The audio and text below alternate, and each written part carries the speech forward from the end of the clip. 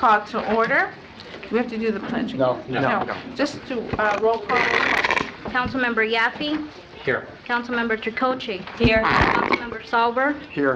Councilmember Reed. Here. Councilmember Leonard. Here. Vice Mayor Fuller. Here. Mayor Bruder. Here. You have a quorum. All right, J.C. Item number 1 is formal presentation of the town's comprehensive annual financial report for the year ended September 30th, 2018. Mike Futterman from Markham LLP is here.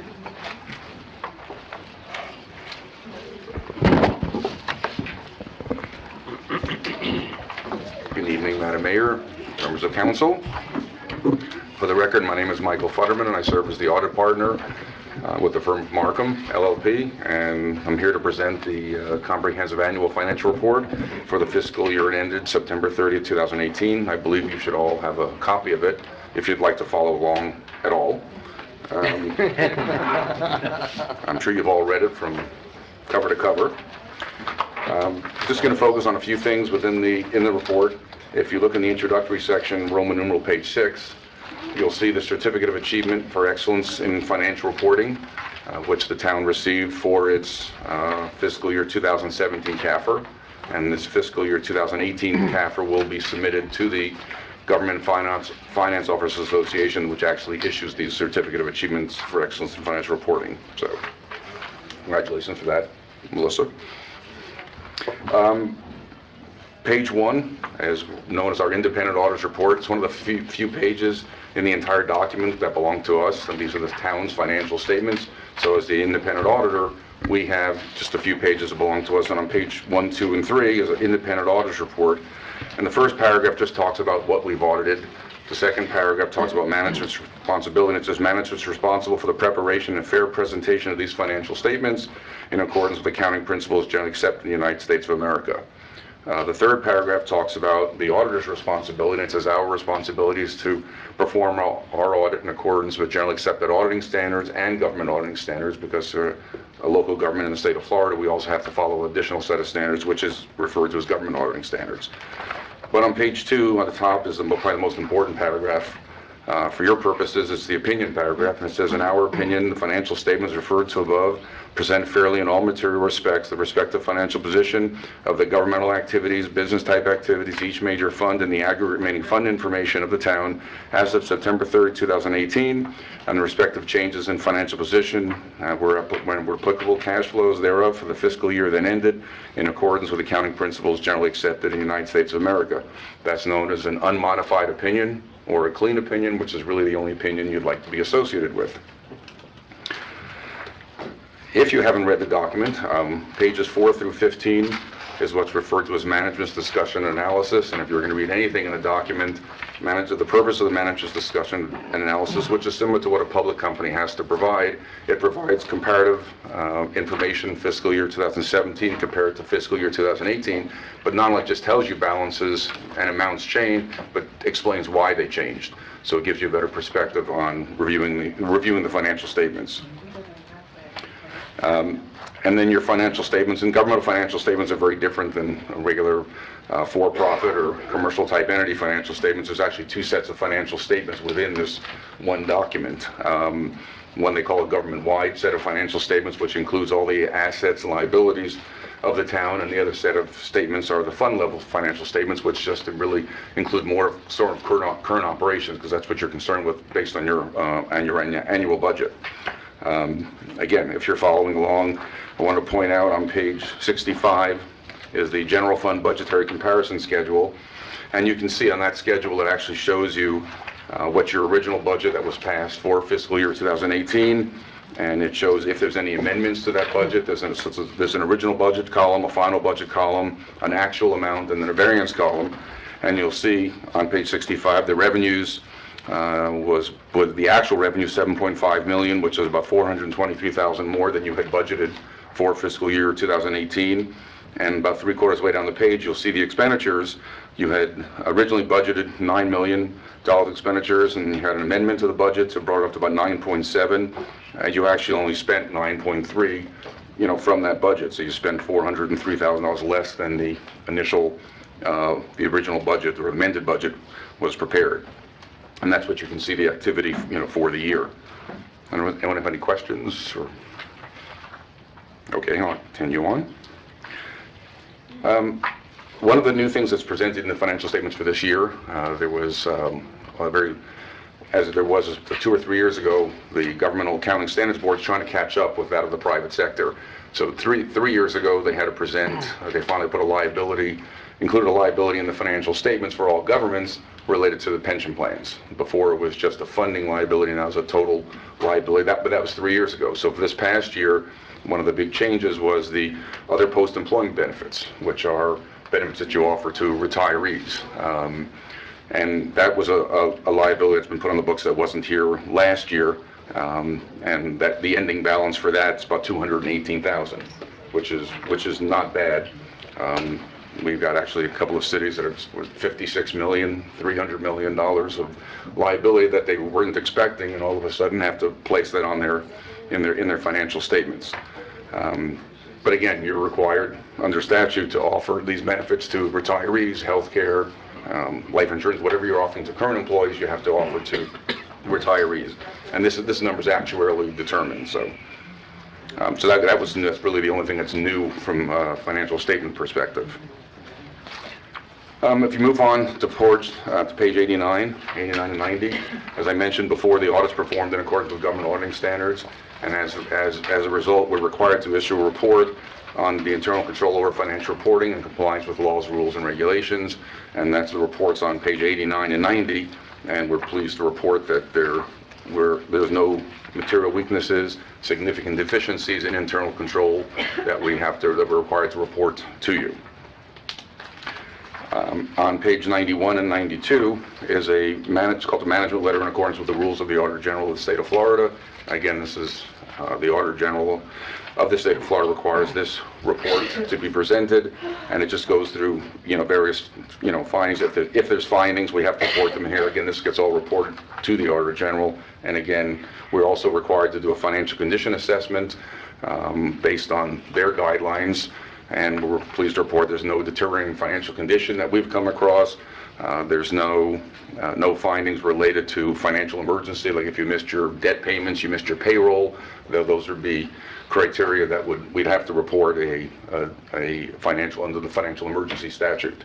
None of that to be reported, again, which is all good and positive. And last but not least, there was a separate letter that you received along with the CAFR, with the Comprehensive Annual Financial Report, which is a communication to those charged with governance. And what it essentially does, it summarizes the audit process. So that letter actually goes, and you received one during the planning phase of the audit back in probably October, and then you received this final one along with the Comprehensive Annual Financial Report. And again, it just talks about the accounting principles, the accounting policies that are followed by the town are presented in Note 1 to the financial statements. The only new one for this year was the implementation of this new Governmental Accounting Standards Board pronouncement related to the other post-employment benefits. It goes on to talk about, we state that we had encountered no difficulties in dealing with management and performing and completing our audit. We had no disagreements with management during the course of the audit. To our knowledge, there was no, I guess what we would call opinion shopping, where finance management would go to other firms, and if they didn't like our answer on an accounting matter or kind of question, they go to other firms to see if they got a different opinion on an accounting matter. And again, to our knowledge, there was no such consultations with other accountants. And that essentially summarizes the communication letter. And with that, again, if anyone has any questions, concerns, be happy to address them. Thank you. Okay. There are no comments or anything like that? No findings, no. That's what we want. Thanks, Michael. And Thank you so I wanted to much. thank Melissa and JC and the entire staff of the town for the cooperation and conduct of the audit. We have a very good and very good finance director leading the show, so.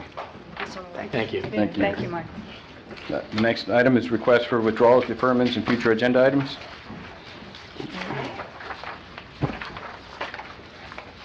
Okay. Okay. Town manager's report. I just have a few items. Mayor, I don't know if you remember, I know some of you do remember, the Block 11 committee, where we had a couple of leases in the alleyway back here. This is Block 11.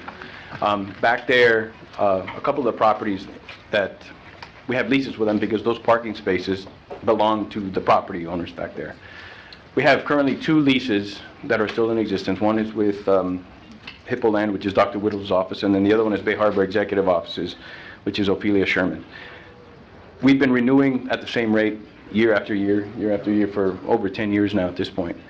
We sent out the renewal again, but then they sent it to actually Frank and Craig. It was Dr. Whittle's. They want to change the terms. They're asking for an increase in the fees. I wanted to set up a meeting again, if we can maybe request your permission to restart it. I have some ideas that I wanted to share with you guys, but I think it'd be best if maybe we address it first in the committee and then come back and present. I was on the committee. I was on the committee at one time. You were, yeah, that was, you were in the last, you were in the, no, I think Jordan was I'm on on it. it? I don't know, that's what I'm asking. We're gonna, well, It's been a long what I'll do time. is I'll double check, and then when Marlene gets back, Okay. we'll Is it- kickstart it. JC, is it the entire spot, or is it like just part of like those spots that are behind? No, it's pretty much the entire alleyway. It's the entire alleyway? Mm-hmm. That is on private property. He could block us from even coming into the alleyway. Yes, I was once on the committee. It's the entire- All right, you're the missing member. Right. You need to come to the podium to speak, please. That came up. We've been renewing it year after year, and the same terms and conditions as it was approved way back when. It's a one-year term? Yeah. And how's It the was just one year. It was renewed 1 year. How significant is the requested increase? It's pretty significant, enough that I would want to meet with you guys. Double? No, it's not double, but it's an increase nonetheless. And I'm not going to go and approve it without coming to you guys first, and I figured the best course of action is to go to the Block 11 committee, meet with you guys. I have some ideas that I wanted to talk to you about, and then bring it to the council once it comes to some kind of agreement. All right, so when... Tell us who's on the Block 11 committee. Yeah, I'll find out, and then I'll send you guys an email. Former Mayor Linda Silber, I was on the committee when we had discussions with Dr. Whittles, and you have to be very careful, because he threatens to close off the entire alley so there would be no parking, nobody could go through, etc. So he has been gracious for many, many years, but cuidado, be careful. Okay. Well, Is there anything you want to ask? no, I want to know how long, how many years has it been since they asked for an increase? It's been well over 10 years. When I was there, he never got it, so it's been 16 years. I have some different ideas. It can be a discussion later on. Right, okay. Thank you. Thanks for bringing it. Thank you. All right. The next, I have another item.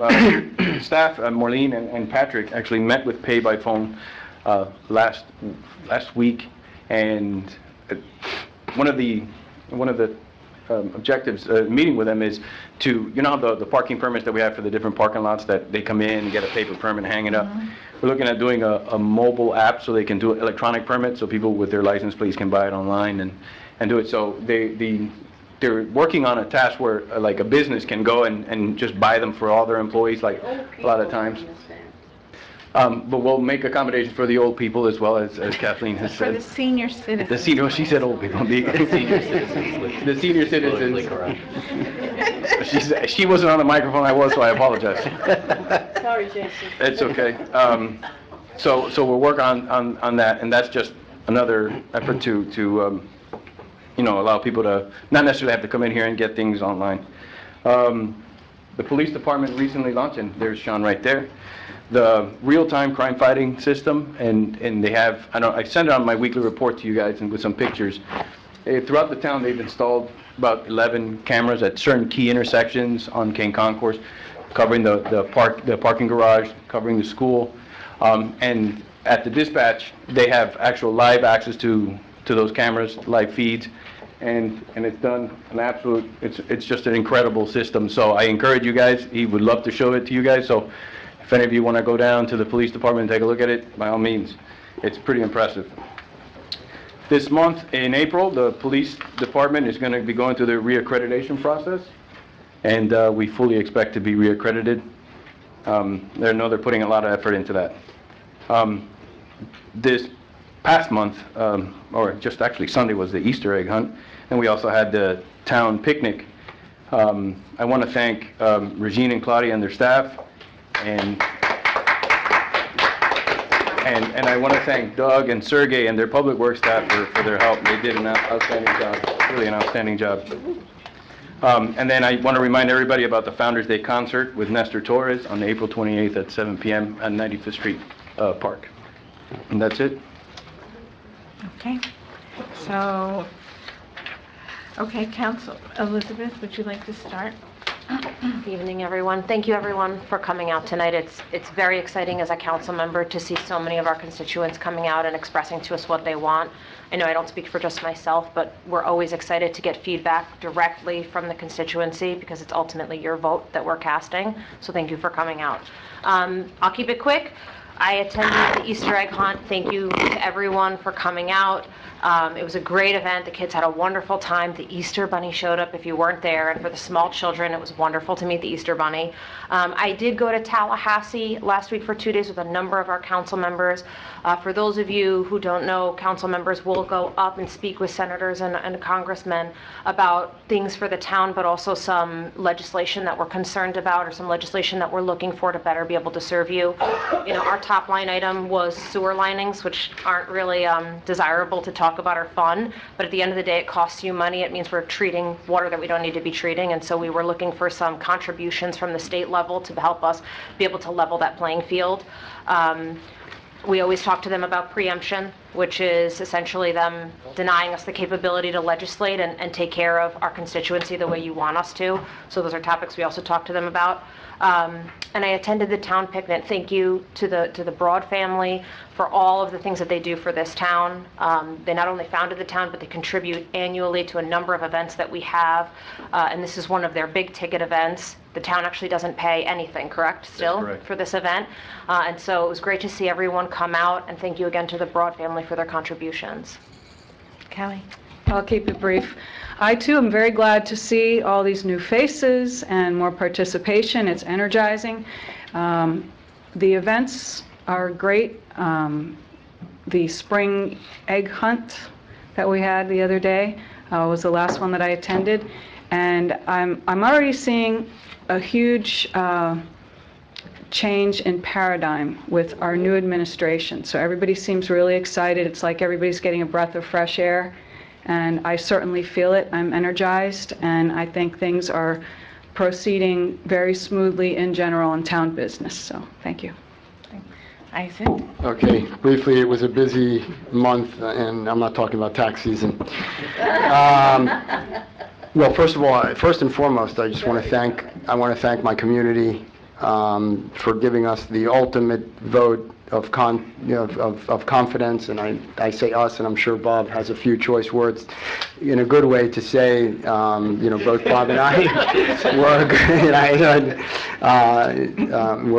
both Bob and I were reelected for a 4-year term unopposed, and although when people argue and say, we'll meet you at the ballot box, but, I guess the only guys that showed up were me and Bob, and I'm grateful for that, and I just want to thank the community for that. It's a tremendous thing for being in office for, a long time by any standards, and to be reelected unopposed is a tremendous gift, and I just give a hearty thank you to those of you who kept an eye on it, and just wanted to see me and Bob back in office. March was a busy month. I had board of directors meetings for the Florida Municipal Insurance Trust and for the Florida Municipal Loan Council, which I chair, which is during the third week of March. During the last week of March, I was in Tallahassee for Legislative Action Days. With the Florida League of Cities Legislative Action Days, and it is not a very, very pretty environment in Tallahassee. It appears to me that every other bill that's introduced by the legislature in some form or another chips away at home rule and our local self-government authority, and it's very, very frustrating where our intention is to really promote home rule in Tallahassee, all we end up doing is defending home rule, and it's incredibly difficult because we, as the local government, should have a choice as to where to put utility poles or how to design or whatever, how to craft our local ordinances. And Tallahassee's trying to take that power away from us, so we're fighting tooth and nail to maintain home rule.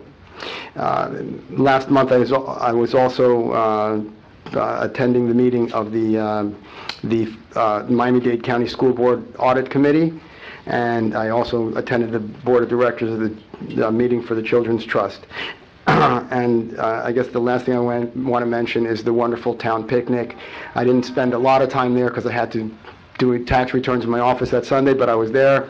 We took some pictures, and everybody, and I mean everybody that I spoke to, residents that attended the picnic, both adults and children, had a wonderful over-the-top time. The food was great, the entertainment was great, and staff and council did a wonderful job of putting on a great picnic. Thank you. That's my report. Jordan? Yeah, great. I have a few comments. I have to say, I think this is one of the best picnics we've had. I mean, I think certainly the location was just top-notch. I think a lot of residents liked having it at the new park on 95th Street. And for those of you who didn't come, definitely come out next year. You missed a great party. I also attended the spring egg hunt. I had a great time. My kids had an incredible time. They got to meet the Easter Bunny, so that was very cool. In addition, I also attended several meetings, the Legislative Action Days and the Florida League of Cities board meeting in Tallahassee. I also went up with some of my colleagues for Day Days. I was actually very happy to receive an award. I was named Municipal Officer of the Year for Day Days for Day County, and it sounds great, but to be honest, it's a little bit of sadness because it's really sad that we have to go up to Tallahassee pretty much to plead with legislators to do the very same thing that you would expect us to do as elected officials. For those of you that are in the audience, you're here to get your voices heard, and it's really embarrassing that we have to go up to Tallahassee at your expense and plead with them in order to retain our right for home rule. And for those of you that don't know home rule, it's really just about having our ability to govern ourselves. One of the things I testified, I believe 2 weeks ago, was in regards to short-term rentals. And this council has been steadfast, unanimous in our opposition of preempting our ability to regulate short-term rentals. And for those of you that live in homes or condos or co-ops or anywhere in this town, if that bill passes, this town will pretty much have no power to regulate those rentals. And specifically, one of the things that I mentioned about was our preemption of or a restriction of sexual offenders and predators. For those of you that don't know, Bay Harbor Islands is one of the only municipalities that does not have a single sexual predator or sexual offender that lives in our town boundaries. And I think as a father of 3, I'm very proud of that. And that was not always the case. Can you imagine if you had someone renting an apartment next to you and that person was a sexual offender or a sexual predator, a child rapist?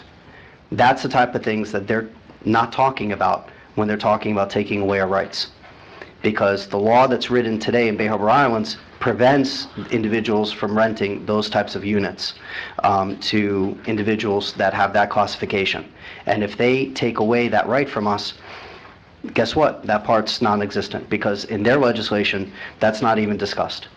Those are the types of things that we have to argue for. And those are the types of things that we constantly have to go after. It's not just about getting money. In some cases, it's about protecting our rights as just citizens to protect ourselves.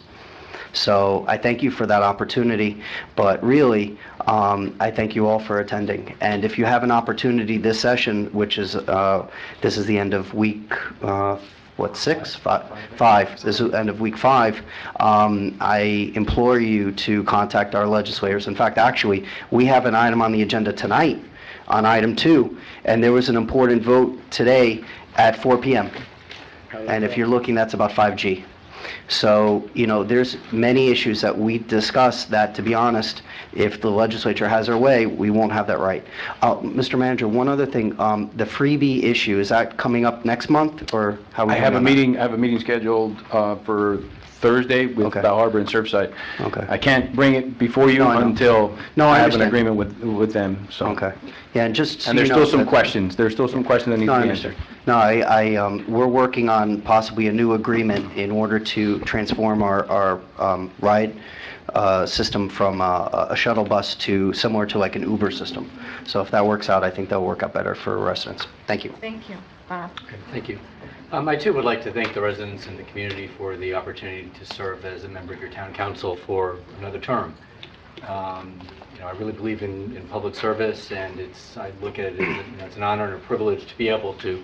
It's an honor and a privilege to be able to serve our community, and to hear from you. And I'm really pleased that there are so many people here this evening, and I've been contacted recently by a number of you about matters that concern you, and I'm here for you, and I'm here to meet with you and listen to you. And that's why I continue to do this. So again, I thank you very much for the opportunity to serve. Jordan, and Elizabeth and Isaac had mentioned, trips to Tallahassee. And, we take these trips on behalf of the residents to try to protect your rights. It's interesting when you're in Tallahassee and you look at what the legislature is doing, because what they're doing is trying to strip us of our rights as municipalities, rather than working harder on bills and legislation that would protect us as citizens of the state of Florida. Jordan and the Miami-Dade County League of Cities are proponents of certain condo reform bills. And that bill is making traction in one house of the legislature, but going nowhere in the other house of the legislature. And those would be, reforms that would be beneficial to so many of our residents who are, condominium unit owners and co-op unit owners and so forth. But our legislators are fixated on some of these issues where they, want to usurp our rights to control rentals and to our business tax or occupational license fees and things like that. And, we have to be vigilant, and we have to really look at what the legislature is doing. In terms of the trips, we also ask for money for our town for certain projects. I mean, over the years, between federal and state grants, we've gotten, millions. I mean, $1 million from the federal government, right, Isaac, which Isaac was very involved in obtaining for our causeway projects, $1 million for the bridge project, $500,000 towards the community center, which we are all enjoying. Over the last couple of years, we've been working on this sewer lining project and asking for money, and we've been fortunate in past years to actually get appropriations, only to have Governor Scott veto those appropriations, unfortunately. We are in the budget again this year. I don't know where that's going to go. We're hopeful that some money will come our way to help pay for that project so we can get that project finished faster. Benefits all of us, because the less infiltration into our sewer system, the less we're paying to the county and pass-throughs. Right. So that would be beneficial. Easter egg hunt was great. Somebody told me that they filled 7,000 little plastic eggs. 7,000 eggs. 7,000. I mean, that is quite a task. We And I didn't do it really, by hand again this year, because I know, right, we actually had that 1 year. right, and I thank all of our staff members for putting together that event and working so hard to make it a really great event for our children. As it was mentioned, the town picnic was really excellent this year in our new location. Again, thank all of our town personnel who worked hard to make that a reality. I thank the Broad family as well. They have been supporting us for so many years. April 17th, for those of you who are available, 7 o'clock, Pizza with the Cops over at the community center. That's a great monthly event if you haven't been there. I encourage you to come out and meet with our police officers. A lot of valuable information. And thank you again. Okay, I don't want to belabor the point because I know everybody's spoken about it, but I am going to mention, it's important enough that I mention it. And again, just as Elizabeth and everybody else said, I'm very happy to see everybody here. It's great to see an audience, and actually a special welcome to Judge Cook. I see you in the back, and it's nice to have you join us. But the fact of the matter is, you're here to express your decision, and you're essentially to try and exercise your rights as a municipality. What everybody here was talking about with home rule deals with you directly. So when we talk about Tallahassee, and to be very specific, you're talking about you're here mostly because of a zoning issue. What Tallahassee wants to do is strip you of your rights to actually make any decision. They want to decide everything in Tallahassee, which I can promise you means you will have absolutely no say whatsoever. So what I do is I encourage you to please, keep contacting every one of your representatives. If you know representatives in other municipalities, if you know representatives other places in the state, please contact them. Home rule is the most important way that we have the ability to assist you, and that's why you're here tonight. Continuing on that same thing, I joined my colleagues up in Tallahassee for both the Florida League days and Dade days. We are in the budget for right now. Like everybody was saying, we're hoping to remain on. We're hoping the new governor does not veto, and if we make it all the way to the end. So we're going to see what we can do. And any funds that we get from the state means less funds that you have to spend. And again, this is not the sexiest of projects. We're talking about sewer lining, but we're up there because it's something that's necessary to maintain our standard of living here in Bay Harbor Islands. The town picnic was fantastic. I appreciate everybody's assistance in that. And as well, again, thank you everyone for being here tonight. Mayor, if I might, there used to always be a section for the town attorney's report. If I could just have one. That was deferred until next month. Weren't you here? You're right, it did disappear. Yeah, You are right. but the issue I wanted to bring you up to date on, and also I'll be bringing before you next month. If you recall, 3 months ago, you had approved certain variances for the site-in single-family house based conditioned upon them resolving the code enforcement and the like. I've worked with their counsel. We have a deal on paper, and for whatever reason, the client isn't executing it. So if there's no execution of this, I will be bringing it before you for declaration of rescission. When is that time frame up? Because I know we put it on a time frame, didn't we? That they had a certain period of time? Yeah, 6 months to resolve that issue. But in point of fact, everything has been resolved. They're not signing and executing our documents. Their lawyers are responsive. It's just them. It's the same issue we've had before. Is the gentleman, in any kind of poor health? No, I just saw him Tuesday driving and walking along King Concourse when I went to my dentist. So I don't believe that's the case at all. I believe it's the lawyers who are very responsive can't control their client, as has been the case for years, it seems. So don't be surprised if you see that next month. And I just wanted to give you a heads up. Thank you, Frank. Thank you. So, first of all, I want to thank everybody for coming out. I do want to let you know, for those of you who are new to the chamber or haven't been here for a while, if you would like to speak on any issue, please do not hesitate. We have these papers in the back for you to fill out, and you put what you're interested in, what number it is, and we will be calling you because we would love to hear from each and every one of you. Also, I also want to thank the Broad and Buswell family for contributing the funds for our lovely picnic. They have been doing that for years. And I want to thank Regine also for a wonderful job that she did with her staff, as well as the maintenance. Furthermore, I also attended Tallahassee with the rest of my council, and it was a wonderful experience. We're hoping to get funds. We'll have some good news for you.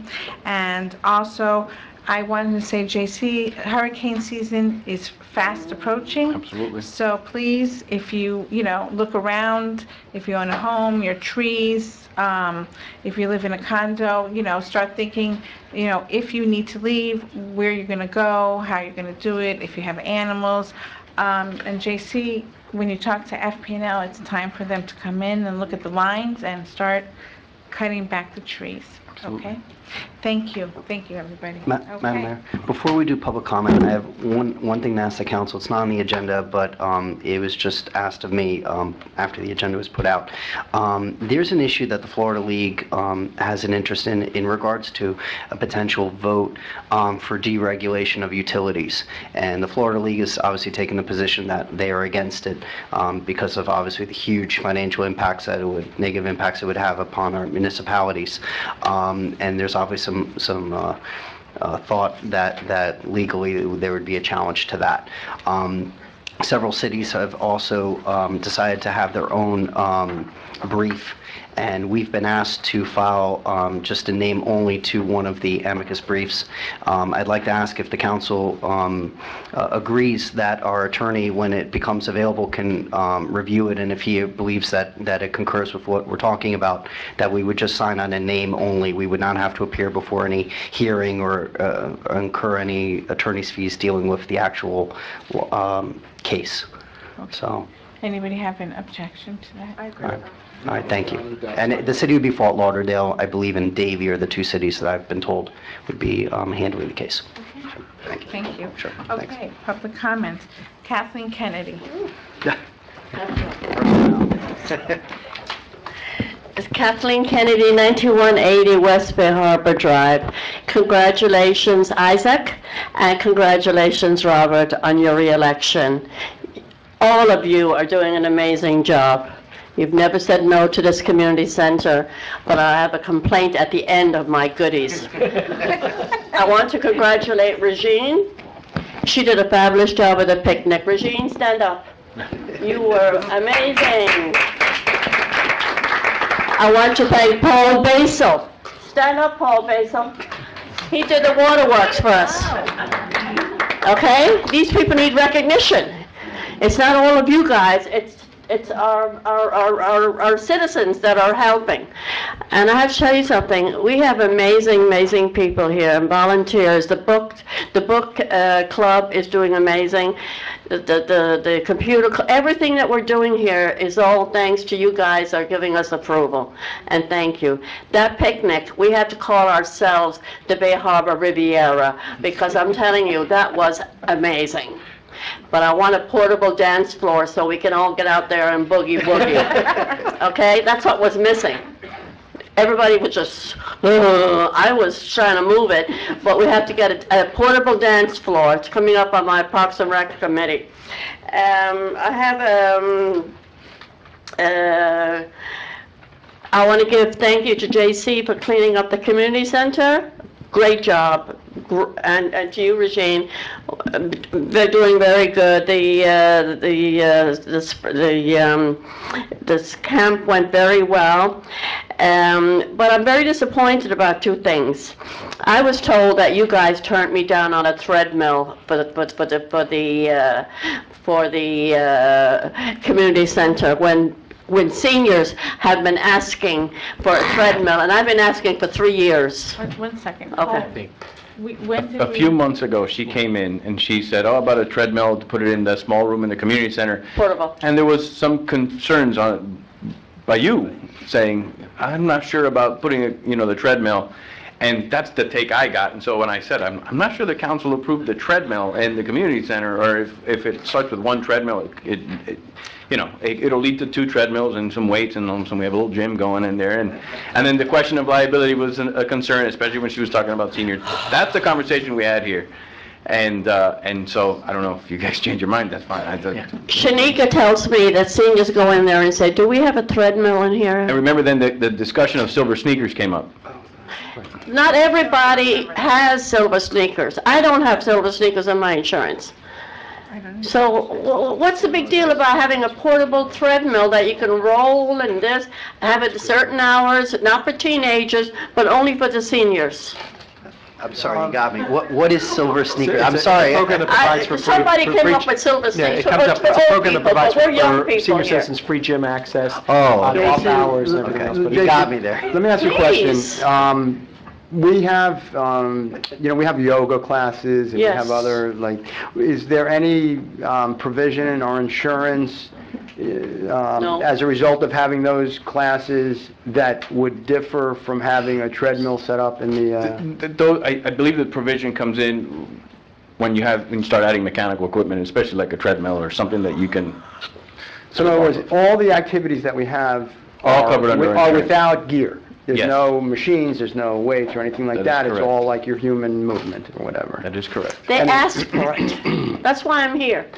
Can we check I the don't policy? care. Just- I have one I of will my... check- I will What check. the additional cost would Right. be. Let's see what figure the it out, and then we can have that policy discussion. says. Or maybe talk to our insurance agent. Absolutely. And see That'd what be my pleasure. can be done to see if we can make it happen for a reasonable But also, I'm on, at the same time, while you're doing it, figure out where you'd store the things and where you're going to put everything. Because if we're spending a lot of money and only going to be able to do one treadmill, it's not worthwhile. If we can put 2 or 3 for the same cost. No, we don't need that many. Well, even 2, but I'm saying, but if we're going to spend the money, let's at least have the features there. But seniors have gone in there, otherwise I wouldn't be here asking, do you have a treadmill? And get one on wheels and just If we certain can- hours you can come and... If we can do it and it fits in budget, that's fine, but we have to see Well, what the it's insurance tough will to allow. keep When you go to LA Fitness, you don't sign a liability that, it's You do when you sign baloney. it. Yeah, you I do. belong to JC over here at Bank of America. I never had to sign anything. And I'm that's 70, JC. and I'm 75 years old. Hello? So come on. And you see what treadmills do? Hello? Anyway, so my last, my last issue is, I'm not going to, it's a complaint about what happens here at night. I walk my dogs here at night, as you all know. I pass Doris Morano's bench every night, walking my dogs, say a little prayer. And I see, I'm not going to go into, JC knows what I'm talking about, but I'd like to see an improvement there, because I will never ever talk bad about a certain department. But JC knows, and I would like to see improvement there. Okay. You know what I'm talking about, JC? Tomorrow we'll have a conversation, you'll refresh my memory. So I guess. Already talked about it. Okay. Thank you, and congratulations again. Thank you, thank you. Francis Newhart?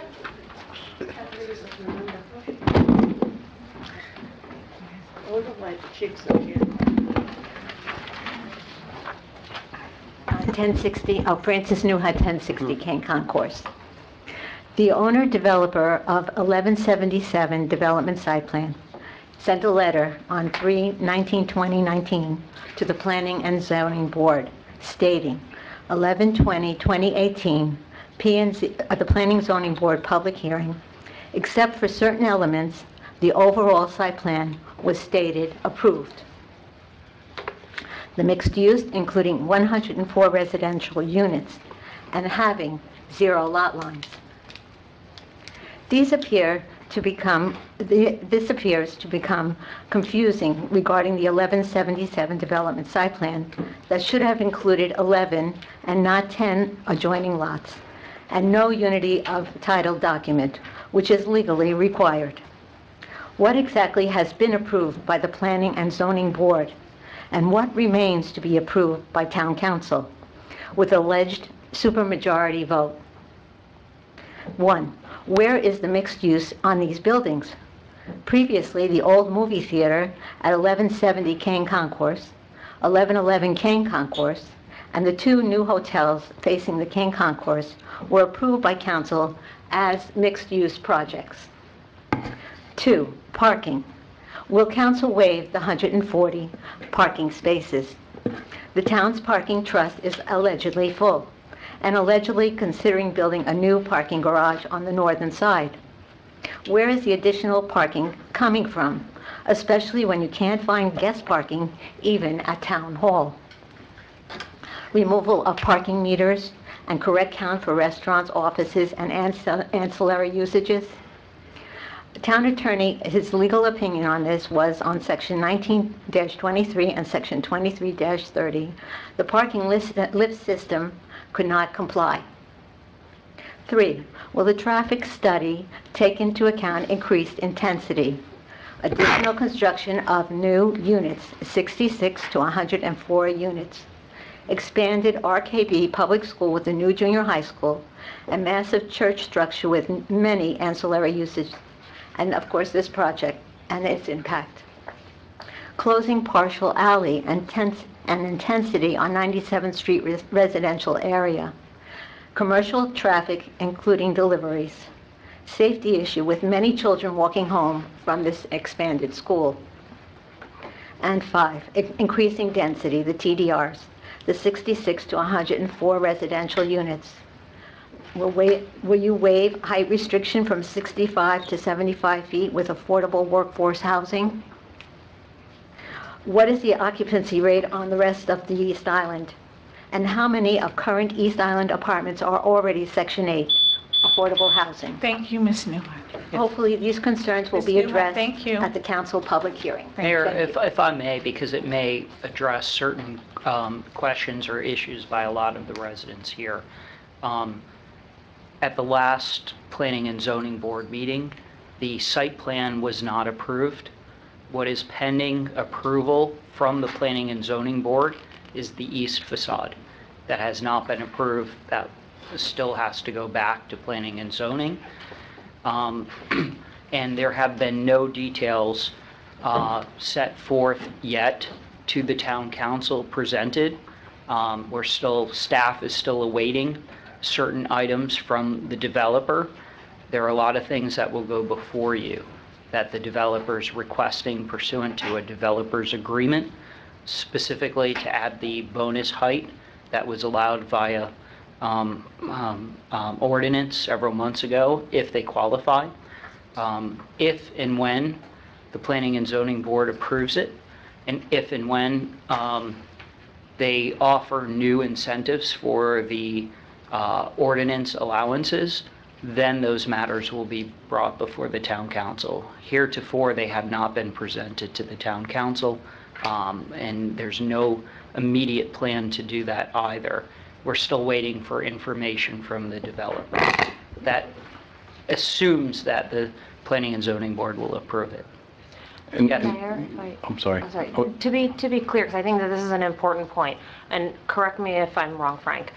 The Planning and Zoning Board is only approving the prima facie, right? So any variances, anything outside of code that they are including in their current site plan is presumptive, correct? And it's presumptive based upon us approving those variances. Well, I wouldn't say it's presumptive. So in other words, they approve the aesthetics of the looks. They approve what they deem pursuant to the code in conformity with the aesthetics and the look of it. They only deal with the aesthetics, okay?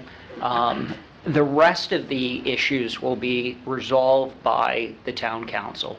Those items are whether or not bonus height would be permitted, the parking, TDRs, how much money will be paid for TDRs, whether the easement of the alley, and also the land that they're proposing to, the waterfront land that they're proposing to give to the town, together with the development of a park on that as well. So there are a lot of items that have not been finalized, including but not limited to the Planning and Zoning Board. Now hearing this will be the fourth time, and maybe they approve it, and maybe they don't. So, and then one second. You know, a condition, like, Frank, just clarify one thing. Sure. If the Planning and Zoning Board says, okay, everything is okay except the western facade, is that, or is it? It's the eastern facade. The eastern facade. Is that the same thing as not approval? Correct. So- Yes, well, it's been my position on this matter that unless and until the entire site plan project is approved, I am not drafting a resolution approving it.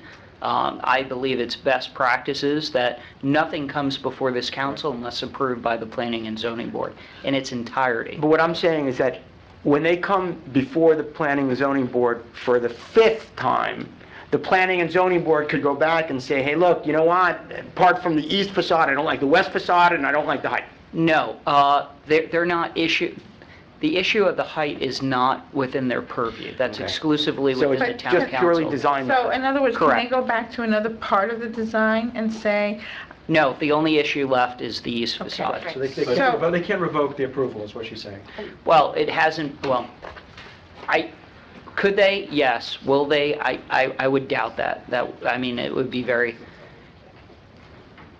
less than consistent to approve everything. Approve it in part, and then revoke that. Following up, though, on what Elizabeth was asking you, I think. Yeah, I'm trying to clarify. Right, was that the project that has been presented assumes ultimately that the council will grant bonus height, will approve a certain number of parking spaces, Right. approve a certain number of TDRs, because that's what they presented, but obviously there's no obligation on the part of the council to approve any of that, and if that is not approved by the town council, then they need to rethink their project, or we'll have to take another look at their project.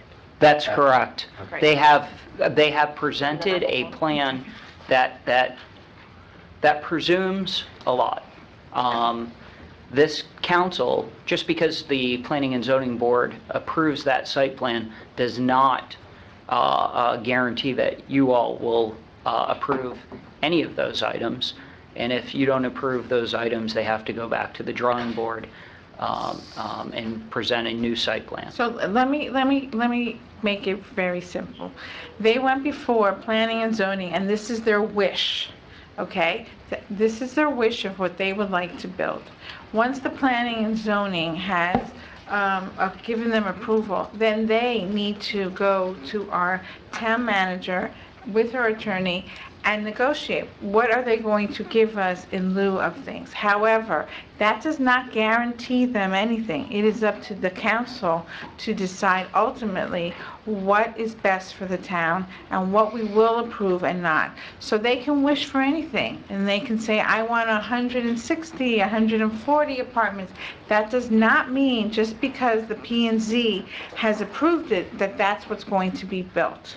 Also, we did, the TDRs, we just did An appraisal. an appraisal, and we have a new TDR price. On top of that, we're waiting for our study. That's correct, Our Madam own Chair. traffic study. Traffic and parking, and we should have that Traffic this and week. parking, and we won't do anything until we've read it, discussed it, and of course, shared it with the public. And I think there's an important point to this, that the developers always provide a traffic study, right? The council asked for an independent traffic study that we are compensating for, and we specifically asked them unanimously across here to make sure that they hit our high traffic times and that they're really doing an accurate appraisal. And we've offered them to use our LPR systems, which are license plate readers, which can also clock the number of cars that we have that are coming in and out. So we've really asked them to leverage the factual information so that we have a traffic report that we've paid for that helps us understand the reality of the burden. And also, if they ask, Frank, if they ask for any of those things, like the height variance or the number of density unit variance or parking variance, does it require a simple majority of the council, or does it require a super majority of the council? I have not looked at that. I don't want to give you a poor legal opinion. I have a feeling it's a supermajority, just like it was with the hotel, but I believe that's correct. I'm not 100%. So that would mean 5 out of Correct. the 7 of us would Mr. have Sherman to already Yes, said vote that. affirmatively. But just to be clear, they're not talking variance, they're talking, at this point Right. anyway, I mean, they're talking, TDRs, which were available under our density ordinance, and they're talking, Yeah, I was just the about- height bonus, which is Yeah, they're in not an asking ordinance. for It's not a variances. variance. They're Not to asking say that for- they may not, but at No. the moment, they're not. They're asking what's permitted under the code, but things that are permitted for which you have great discretion over. Okay, Right. thank you. Excuse me, can I just mention a few things, because I go to all the meetings, and there are things that P&Z did not approve yet, and I have a list of them. Ms. Hewitt, if you want You had your to, 3 minutes, sir. You can give it to the clerk. give it to the clerk, and then she can add it to the minutes, that would be great, but we have an abundance of people who would like to speak. Well, Thank they you missed so out much on for your the, time. they're the ones who approved But- the parking. Thank you. By the way, Mr. Manager, we had, at the last meeting, we discussed an ordinance that we were going to bring back in order to require any future development. That's coming up, next That's going month? to be coming up. There is some language currently in there. Yeah, I know, With but my- we were going to, Yes, So- that'll be coming, that'll be Joan coming. Mary Weber, That will be coming. for Please future state your development name in and order to address do for the record. the studies. They would have to do an independent, yeah. Hi, hi. Hi. I'm Joan Mary Weber. I moved to town 6 months ago. Oh, so- welcome. You picked the right place. Right. What is your address for the record? 10350 West Bay Harbor Drive, PHH. So, being new here, I don't really know, or I don't want to assume how things work, and so far I've learned that everybody here is voted in, which is a lovely thing. But I wanted to find out about the codes and the ordinances, if they are voted on by the residents or if they get passed down somewhere. Because it just seems to me that we've already gone through a previous height issue with a building that was going up to 140 feet or whatever, and there was an overwhelming vote that the town didn't want this.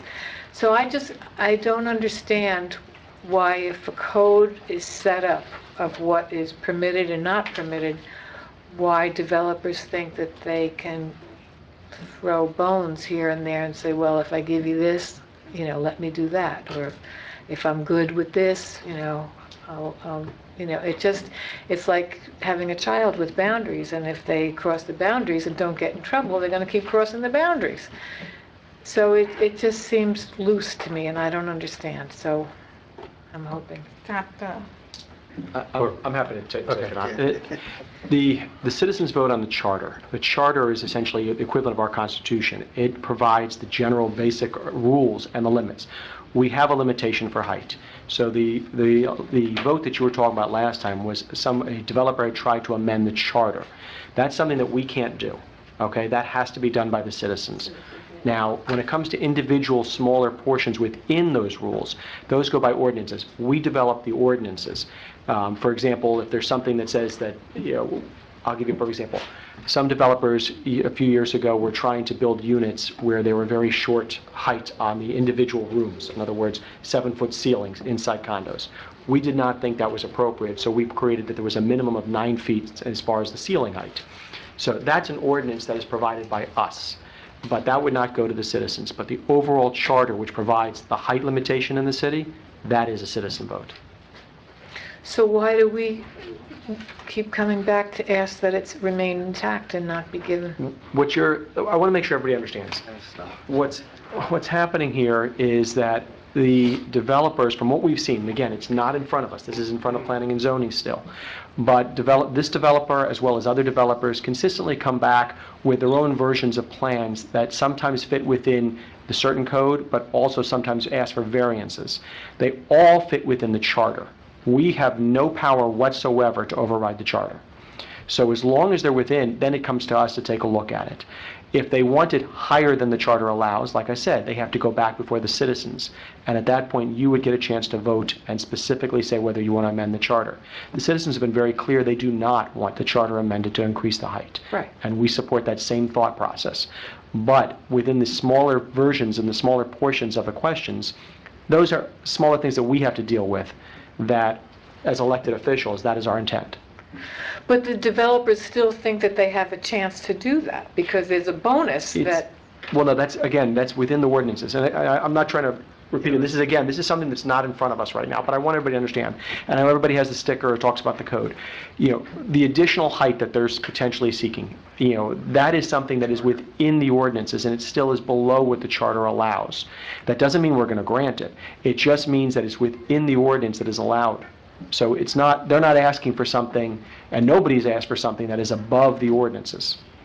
Can I say something else? So I think there was somewhat of a misconception with respect to the referendum last November for that one particular project. Right. That was a referendum which would have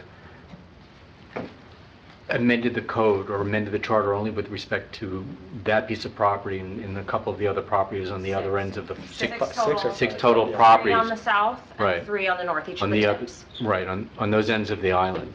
But it would not have affected any of the other properties within the town. And the code actually provides that if a particular property owner wanted to go above 75 feet, there would have to be a special election for that particular property, and a majority of the registered voters, not a majority of the people who come out to vote, but a majority of the registered voters would have to approve that additional height. We know that's never going to happen. It's an impossibility. So, no other buildings are going to go higher than 75 feet at this point. I think, the residents, the citizens were very clear in November that they don't want it, and so it's not going to happen. Correct. Thank you. Thank you, and welcome. And Welcome. Kathy, please state your name and address for the record. Is that right? Kathy Shore, excuse me, Kathy Shore, Island Point. First of all, congratulations to everybody, and thank you for everything you all do. Picnics, concerts, it's all good stuff. Thank you. Good evening, everyone. I welcome and look forward to the vitality that the 1177 Kane Concourse project will bring to our town. It will be great to have more restaurants and retail for all of us to enjoy. But we need to be very careful that our enjoyment will not be overshadowed by congestion, gridlock, and parking problems. The actual building the developer has proposed is quite attractive. However, there are several extras the developer is asking for. Each and every one of them will bring more people, more cars, and more congestion to our peaceful island. My biggest concern is density. The developer would like to buy 38 TDRs, which would increase density from 66 to 104. This would make a huge negative impact. Those 38 additional units could easily mean the possibility of 76 more cars. Those 38 additional units could actually translate into a potential of 150 more people living in that 1 square block. All of us wearing blue shirts and stickers here tonight are very concerned. Are you willing to allow this to happen when it comes before you? The other day, I was standing catty-corner at that intersection, trying to visualize and get a feel for the finished project and all the people and cars coming and going. It occurred to me that while the code does allow for 66 dwelling units on this parcel, the residential tower housing these units will be sitting on roughly 1/3 of the total land. The other 2/3 of the parcel will be occupied by a commercial tower and an enclosed garage, accommodating many, many more people coming to eat at the restaurant and shop at the retail shops. It will also house dozens and dozens of office tenants. And most of these people will be arriving and leaving in cars. Visions of downtown Miami and Brickell. Is this what we want here in our delightful town? I urge you, do not approve the purchase of any TDRs. If the developer wants to build solely a residential tower housing 66 dwelling units on this parcel, that would be fine. If the developer wants to build solely a commercial tower housing restaurants, retail shops, and offices above, that would be fine. But both together? Really? Yes, the zoning does allow for a mixed-use project, but let's not throw simple math and logic out the window. I urge you, do not approve the purchase of any TDRs. And if the number of residential units is capped at 66 units, this will greatly help reduce the number of cars in this small area, help to reduce the congestion, and improve the parking situation as well. Thank you so much for So your as you can see, limiting the density is imperative. Thank you. Thank you. Louis? Louis Coffey? Please state your name and address for the record. I'm Luke Coffey, Coral Sea Towers. First, I want to thank you for all of your efforts to retain home rule. It's a very important thing to do, and if there's anything that I can do to support your efforts in addition to contacting representatives, please let me know that, and I'd be happy to support you in any way I can. I also want to talk about 1177. I know that you're awaiting a revised plan, but that doesn't change the relevance of the comments that I'm about to make, because I anticipate that the changes will be pretty minor at this point. I agree with the concept of the project. It meets the requirements of the commercial mixed use, and I think it could be a good addition to Bay Harbor Islands. So I'm not opposed to the project, but it does raise some concerns, and those concerns come out of the special relief that the developer is proposing.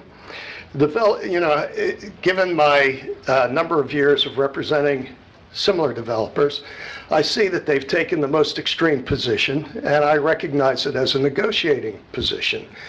I don't think they expect to get everything they're asking for.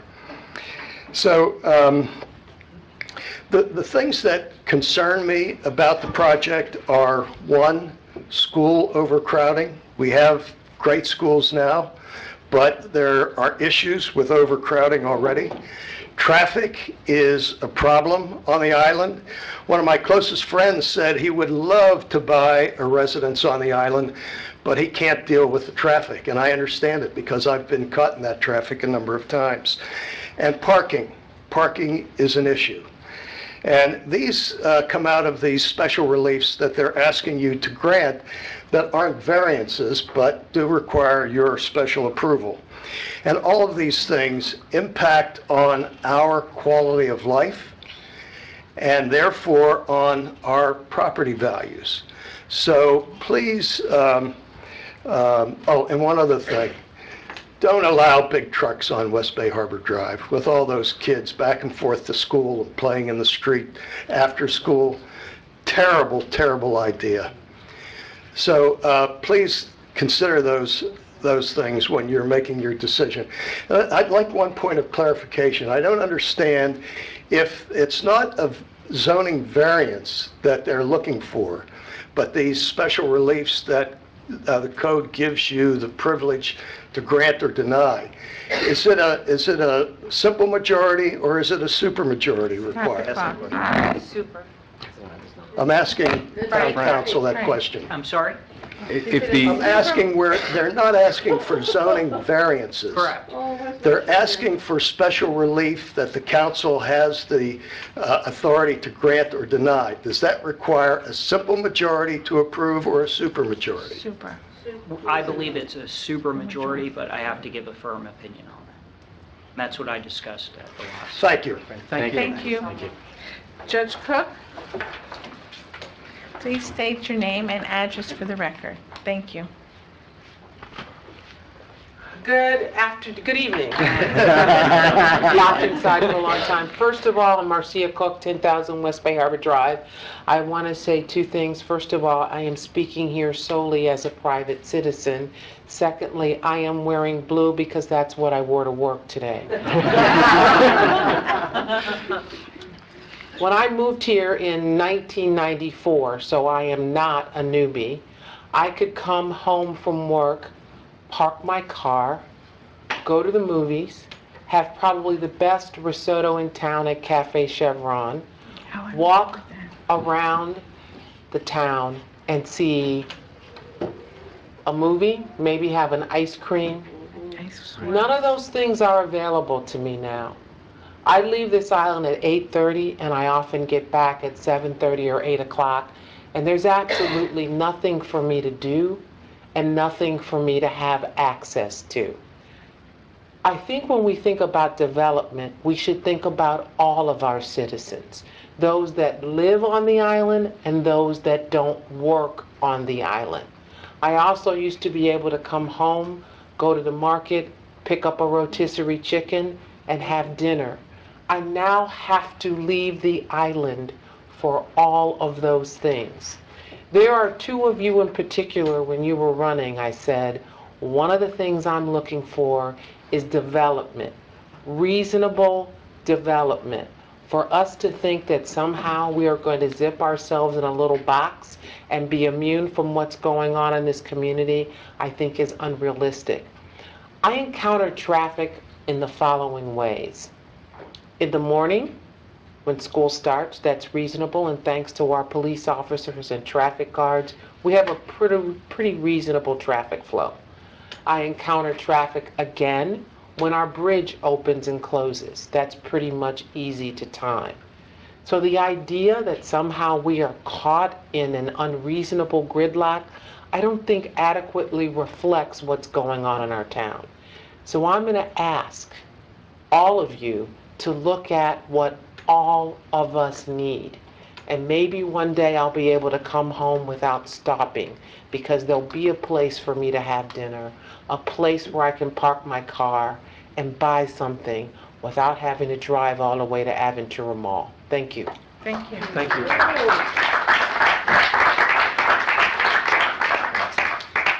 Ken Eskin. And the ice cream shop was called Swirls. No, wasn't there the Hagen? Oh, there was like... No, it was called There was like 3 ice cream shops, but none of them lasted. It was called Swirls.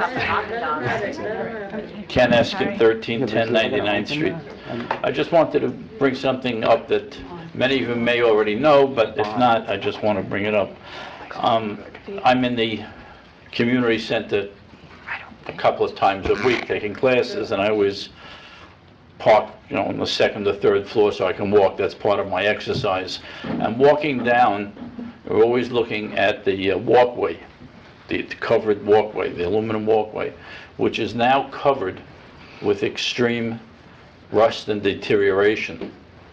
And I find it hard to believe after only 2 years, that's what it is, 2.5 years it's up, that we should be seeing that much rust. It's on the top, and it's underneath, and the,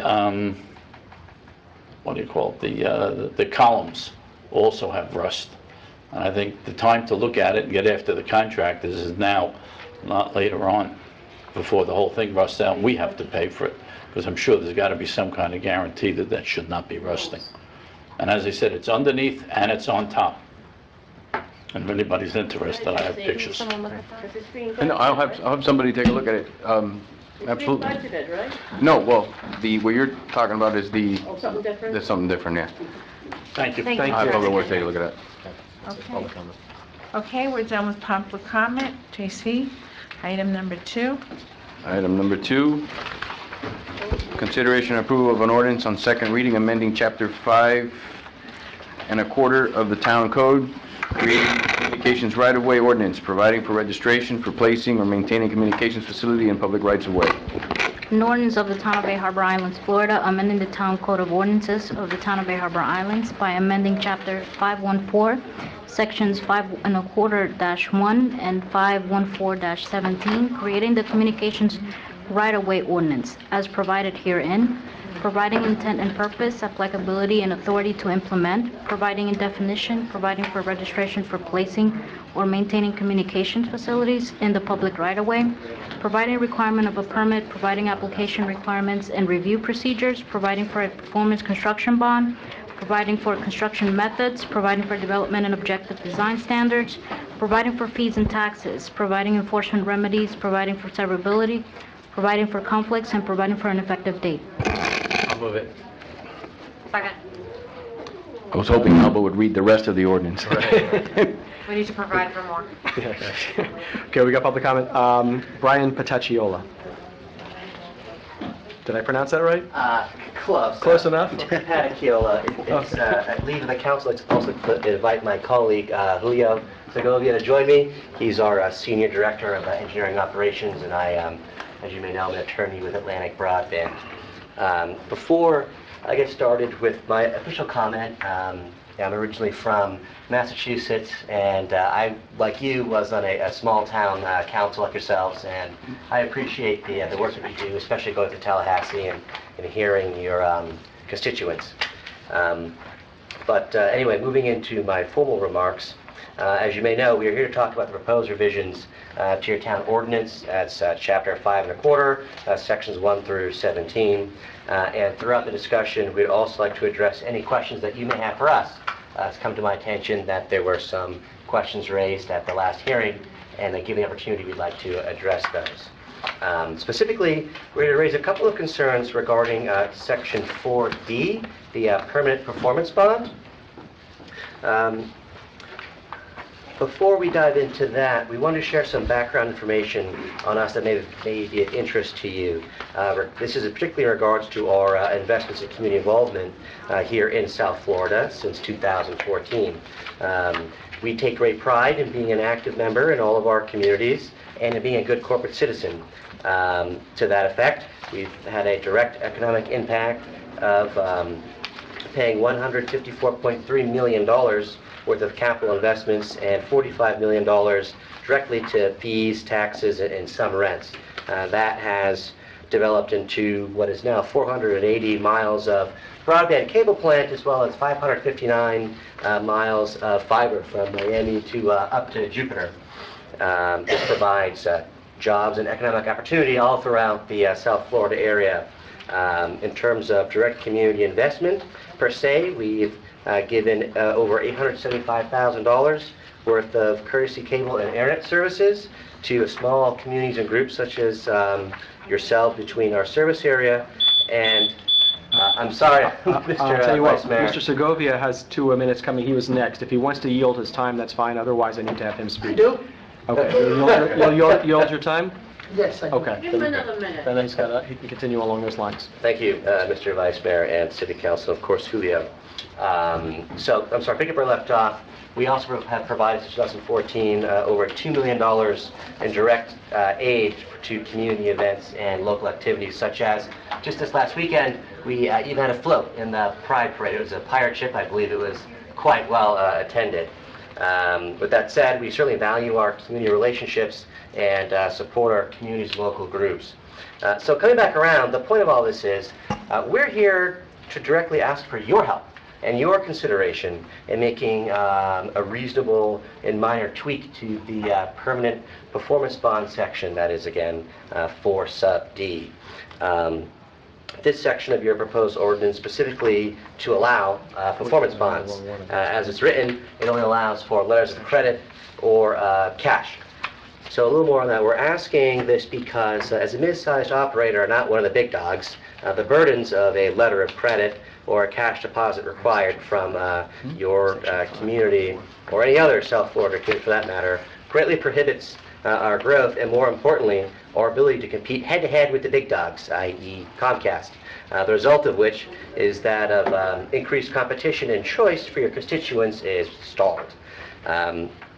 This burden is due to, specifically for letters of credit, they end up lowering our ability to take out a loan for the entire company across the country, from Florida to Maine.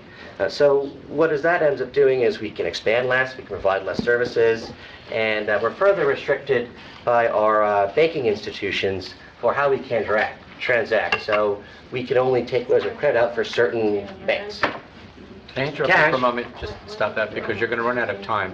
So what change are you asking? So we're simply asking that you allow performance bonds, specifically in the performance bond security fund section. Again, that's 5 1/4 sub 4D, in addition to cash and letters of credit. I'm sorry, what's your name again? Brian Pettit. With all due respect, Brian, you have real audacity to come here and say with a straight face that you guys participate and help out this community and others like it, when for the last 1.5 years that I've tried to get your company to participate in helping communities, but to no avail. Last month, someone from your company came here asking something similar and, speaking about the 5G ordinance, and I said, well, I'm still waiting for your director to call, and I've been waiting, 6 months now? And she came to this office 1.5 years ago. 1.5 years ago she came here and swore we'd work together, no problem. At the very least, I would expect someone to tell me, email, text message, perhaps, not even to my face, hey, listen, we can't help you out. This is not something we can feasibly do. But to kind of string along the communities that you have into thinking that there's a possibility that you're going to work on something to provide an equal service to your competitors and yet not do it, doesn't really float very well with me. And I'm not inclined to help your company do anything until I at least get a fair answer. I think I deserve that. And to be honest, I'm sure you probably don't even know what I'm talking about. But what I've asked was that your company do the same thing that Comcast does. Comcast provides low-cost internet services for families that have children that are on free reduced lunch. And I've asked your company for the last 1.5 years, almost 2 years now, to provide a similar service to your customers. In fact, not only have I had meetings and done actual work, but I even provided the data. I actually researched the data myself and brought it to your company and connected you with the assistant superintendent with the hopes that perhaps you guys would engage into an agreement with Dade County Public Schools. But I'm still waiting for the message. Last time I heard anything was November, and we're in April. So with all due respect, I'm not going to entertain that personally. Madam Mayor, do I get a chance to respond or Yes. approach the table here? So, Counselor, I'm somewhat familiar of what you're talking about. I don't know specific issues. I do know that Comcast. Do I keep going? I'm trying to appeal to your decorum here. Excuse me. That's okay. We appreciate it. So I'm familiar with what Comcast offers in that discounted program for those on those with the reduced internet rates due to their specific unfortunate circumstances.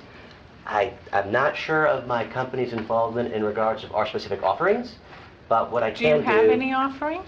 Well, what I can do is give you each of you... I think I have enough. But sir, you're not in details, but do they offer anything? It's a very yes and no kind of answer. I'm not 100% specific on what all of our programs are for each of our systems, so I don't want to mislead you, but what I can do is allow you each my contact information. I can certainly get back to any specific questions that you may have in that regard. In fact, I encourage you to reach out to me. I have a very good working relationship with our VP, GM, and all my colleagues down here, and hopefully, Counselor, I can snuff out your issue and get you guys together and at least facilitate a conversation. But, sir, It's been 2 years. Sir, the question is very simple. Oh, he's making an offer, so Yeah, hopefully... Do you not know if your company offers any reduction for those who are unfortunately students who are unfortunate and cannot afford? I know, it's not... It's not really relevant. It's This not- is- it's a little They're talking off-topic. about performance bond. It's a Okay. great question, but that's something that has to be discussed separately. But here, we're here on second reading on, and to make an alteration at this point on anything here, I think is a I little... would want to hear from our special counsel, Yeah. Gary Resnick, on that issue, but Okay. thank you for your comments. Thank you for your comments. Thank you. Thank you. Sure, thank you for your time. Thank you. And please, Counselor, reach out to me I will. and hope that can facilitate something for you. Tomorrow? You got it. Sure. Jesse, as an aside, are we waiting for ABB to do anything? in moving any- respond Any lines or anything while... Councilman Sauer just asked me, he goes, the wood poles that are remaining, he goes, some of them have a wire on there, and it's not Atlantic Okay. Carbon. They've done their work. Okay, same thing in the backyards and on East Street, that has nothing to do with them. On the backyards, they are first that they have to get done. They have to get those done. Those poles were just put in a couple of weeks ago, so they have to go first, and then AT&T goes and removes theirs. Because we, our residents don't like having the multiple poles, and so that would be a... Can we answer that? Yeah, that you can... That you can answer. Yeah, you come on up. Come on down. Yeah, so the answer is yes. So, Julio Segovia, 1681 79th Street, and I am the Director of Operations. So, we work with FPL, and so they let us know whenever they have those facilities. If there are some that you are aware of, I'll be more than happy You to have give you a card, please? Yes, Yeah, do you have more, if you have more than one, I want one. Sure. If you have a way to coordinate it with AT&T, that'd be even better. I know that there's an engines number already, and Yes, and that's how we work off the agent number. But, I'm just not sure where the engine number goes. Fine. Okay. Thank Paul vote. We've got one more. I have one more, but I would also want to hear from Gary. Okay. Well, why don't we let Ms. Newhut speak and then we Okay, sure. Brian. Excuse me. Sorry. Francis Newhut, 1060 Kane Concourse. This is very confusing, and we're not really getting answers. And that has to do with, believe it or not, home rule power. We have ordinances in line that state that we are to underground. And we also see with our own eyes on these sidewalks, pedestrian sidewalks, these poles. And you're putting new poles in the back of our houses. And I even saw one being lifted over whatever. And you're talking about the 5G. We have health concerns here, and they even talked about radiation with these 5Gs. We were benefiting our community and our safety by undergrounding. Now you're telling us, and it states here, we can't do this. In other words, whatever you're presenting today with new telephone poles and electrical poles, whatever, that you can put them new on the sidewalks. on the right-of-ways, but it says, materially interferes with the ADA or similar federal or state standards concerning pedestrian access or movement, you're not allowed to put a pole. We have them all over the place. Another thing that was stated in this, okay, is not allowed in locations where utilities must be underground. All of our codes say that. And you are supposed to be, what is it called? Home rule power. You're supposed to be concerned for us. You're voting for us. And what are you doing? You're coming up with putting telephone poles and utility poles and all of this radiation above. And then I hear, well, you know, these telephone, you know, to underground is very expensive. But there's a catch to all of this.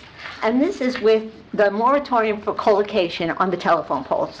And it specifically states that they're going to charge us. They're going to charge individuals for these extras on these telephone poles. So, thank you very much. Ms. Newhart, I want to respond to something, and I really should, I want to make sure you understand this. Yes. I hate to say this, and with respect, you've got this backwards, exactly backwards. Oh, you're No, for undergrounding, Ms. and you'll Newhart, please, continue Ms. to do Newhart, it? please, Ms. Newhart. Okay. The fact is, we are not putting the poles there. We are not trying to put them where you want them. We don't want the poles. The state is right now allowing, and that's part of the whole idea here, we have home rule, we are losing that power to the state where they are giving it to the telecommunications companies to put the poles. This right here is trying to prevent the poles from going in where you don't want them. This is the only thing we can do at this point. If we could remove all the poles, we'd be thrilled. We just can't do it. We are trying to prevent them from putting them exactly where you don't want them. Right. We're on your side here, but you're yelling at us saying we're putting the poles. Okay, I promise I'm not yelling at you. I'm not putting a pole. I'm yelling at you I'm not because gonna do you it. charge, I'm you yelling, pay, you allow these developers No, for no, we're $10 to not. put their buildings bigger with No. selling them for $10, the right-of-ways.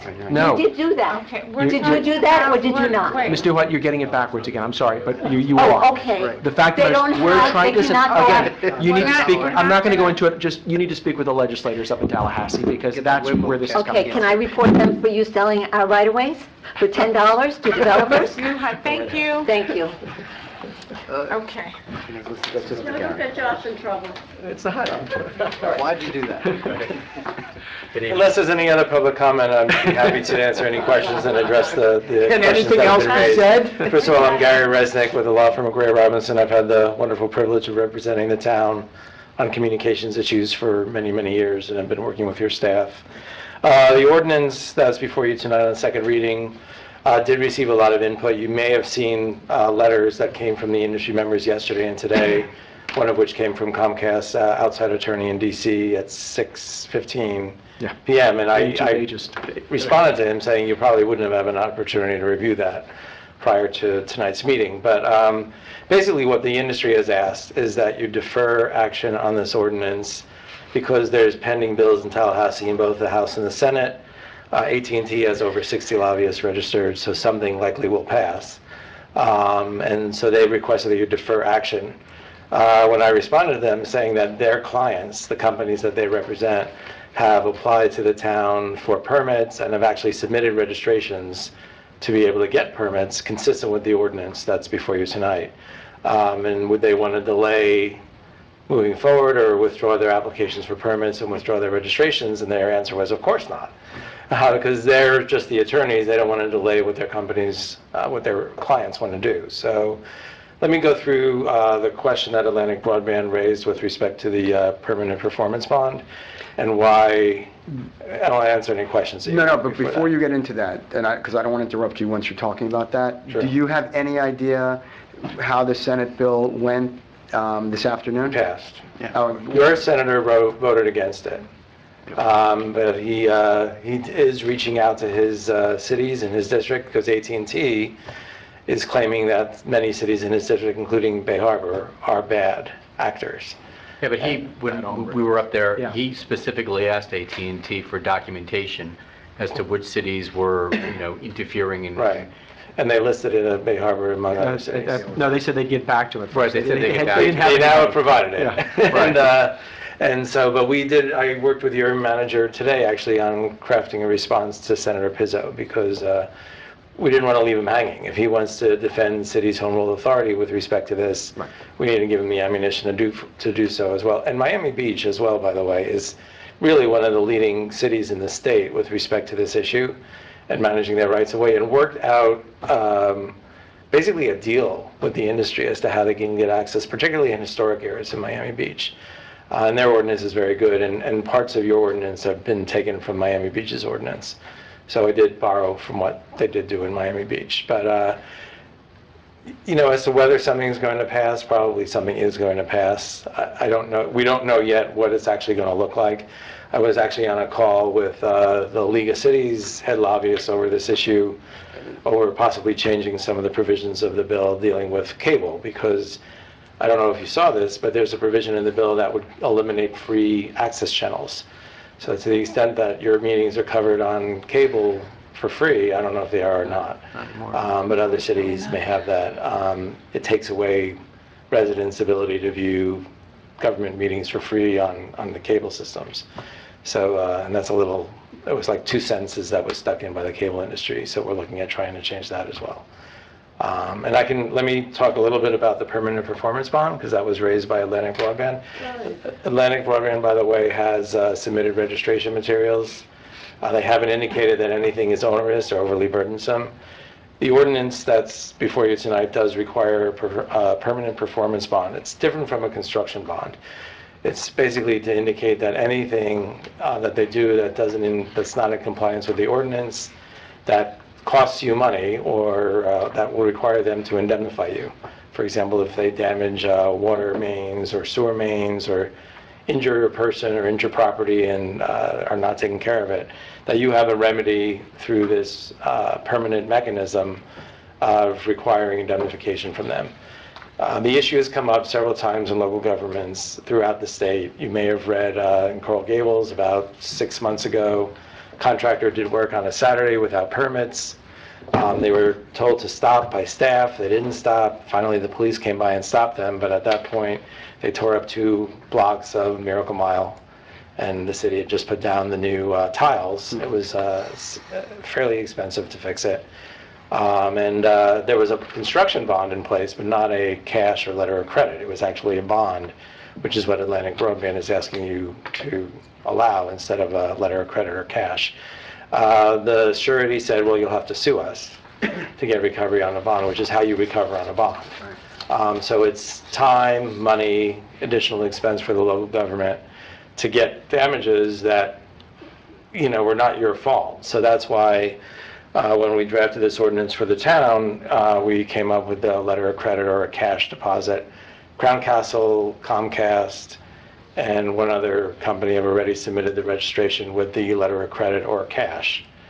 They don't consider it too onerous or too difficult. In fact, a letter of credit will cost less than an actual surety bond for the companies that obtain them. So it's not difficult to get. And in terms of the actual practicalities, all we require is that's on an institution based in Florida, and then it provides that if you need to sue to recover on a letter of credit, the venue has to be in Miami-Dade County, but otherwise it can be something that has to be presented in Pennsylvania for Bank of America or another financial institution's central office for recovering on a letter of credit. So it's not particularly difficult, but in the event that one of these companies does damage, you know, a water main, a sewer main, do some other underground damage, or, you know, people hit these facilities all the time. Someone was killed hitting a box in the rights of way in Fort Lauderdale. They're, you know, places where people hit them because they're located in streets and on sidewalks. And you want to make sure that you have the mechanisms in place to get indemnification, or if the company's not doing the right thing, that you have some financial ability to recover against the company in the event that you're responsible. I would just say, though, that your decision on this ordinance, and it's totally up to you. If you want to add a surety bond in addition to a letter of credit or cash, that's fine. That's your decision as the council. But I would say that any decision you make is based on your authority to manage the rights of way, not based on whether a company responded to requests to offer discounts for you know, low-income people or not.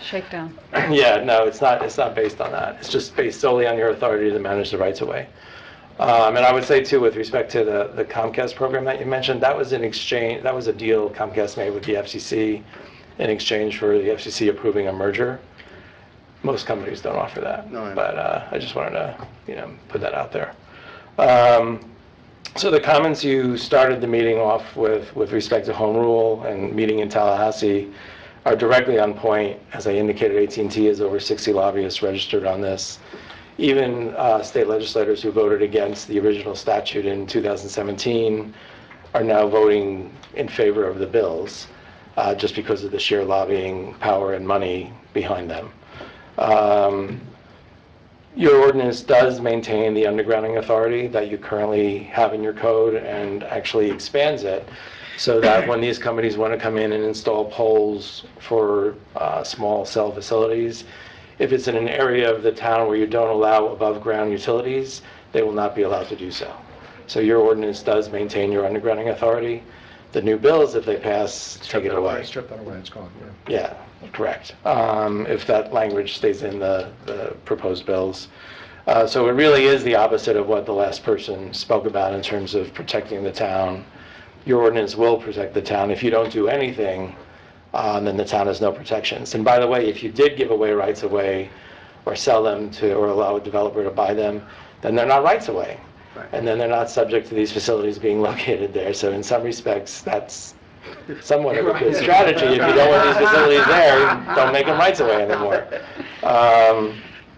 Again, this is really just to exercise your authority to manage the rights of way in a way that gives you as much authority as current state law allows. If these bills do pass and there are significant changes, we may have to come back and revisit this. Or we may have to have discussions with your staff as to what sections are enforceable and are not enforceable. And because I tried to build into the ordinance not having to change it, because law could change all the time. So there's a lot of provisions in the ordinance that say, to the extent consistent with applicable law, or to the extent not inconsistent with applicable law. So if the law changes, it gives your staff the authority to not enforce provisions of the ordinance that are inconsistent with state law or federal law, and we could work with them with respect to that. And I'm happy to answer any questions you may have. I think you did. Thank you. You did. Thank you. Thank you very much. Yeah, thank you. Ava, full vote, please. Councilmember Yaffe. 4. Councilmember Tricoche. 4. Councilmember Salver. 4. Councilmember Reed. 4. Councilmember Leonard. 4. Vice Mayor Fuller. 4. Mayor Bruder. 4. If I may just, before you get to the next item, I apologize for missing the gentleman's question. However, I was actually researching the issue at the time he asked the question, ironically. And there are very limited sets of circumstances where you need 5 of 7 council members. A variance is one of them, PUD is one of them, where you're making a change to height is one of them, but not for what's already under the code. So the 3 items for which they're seeking, none of which require a variance, I don't believe any of them require a supermajority. They're not asking for a variance, it's not a PUD overlay, and it's also not asking for any height other than what's already required. So therefore, I don't believe there needs to be a supermajority on any of those matters that may come before you. However, I'll have a formal opinion. I just wanted to correct the record on that. Thank you very much. And I apologize for not seeming to be paying attention, but I was researching. Item number 3, consideration and approval of an ordinance on second reading, amending chapter 23-5 of the town code, town use regulations, authorizing medical marijuana dispensing facilities within the B1 business district. I'll move it. Second. Can I read the title? Oh, of course, right.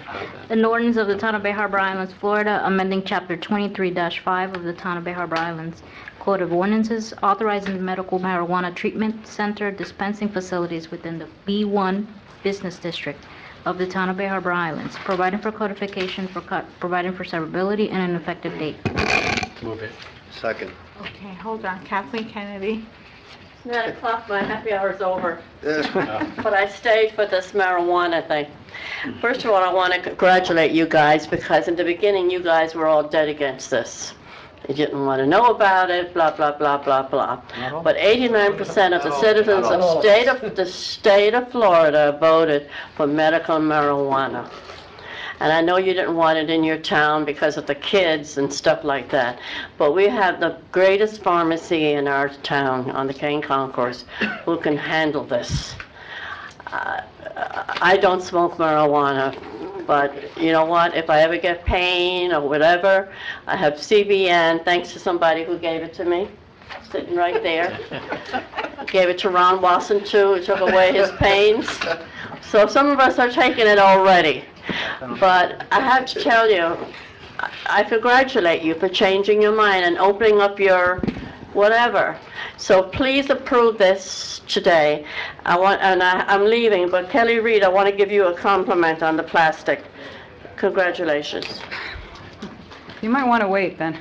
No, I have to go. I'm way over my time. I just stayed here to congratulate you all, because I know in the beginning this was a no-no, and I know we have kids, but if this is well done by the attorneys, and my doctor, Dr. Di Pietro, one of the best, is all for this.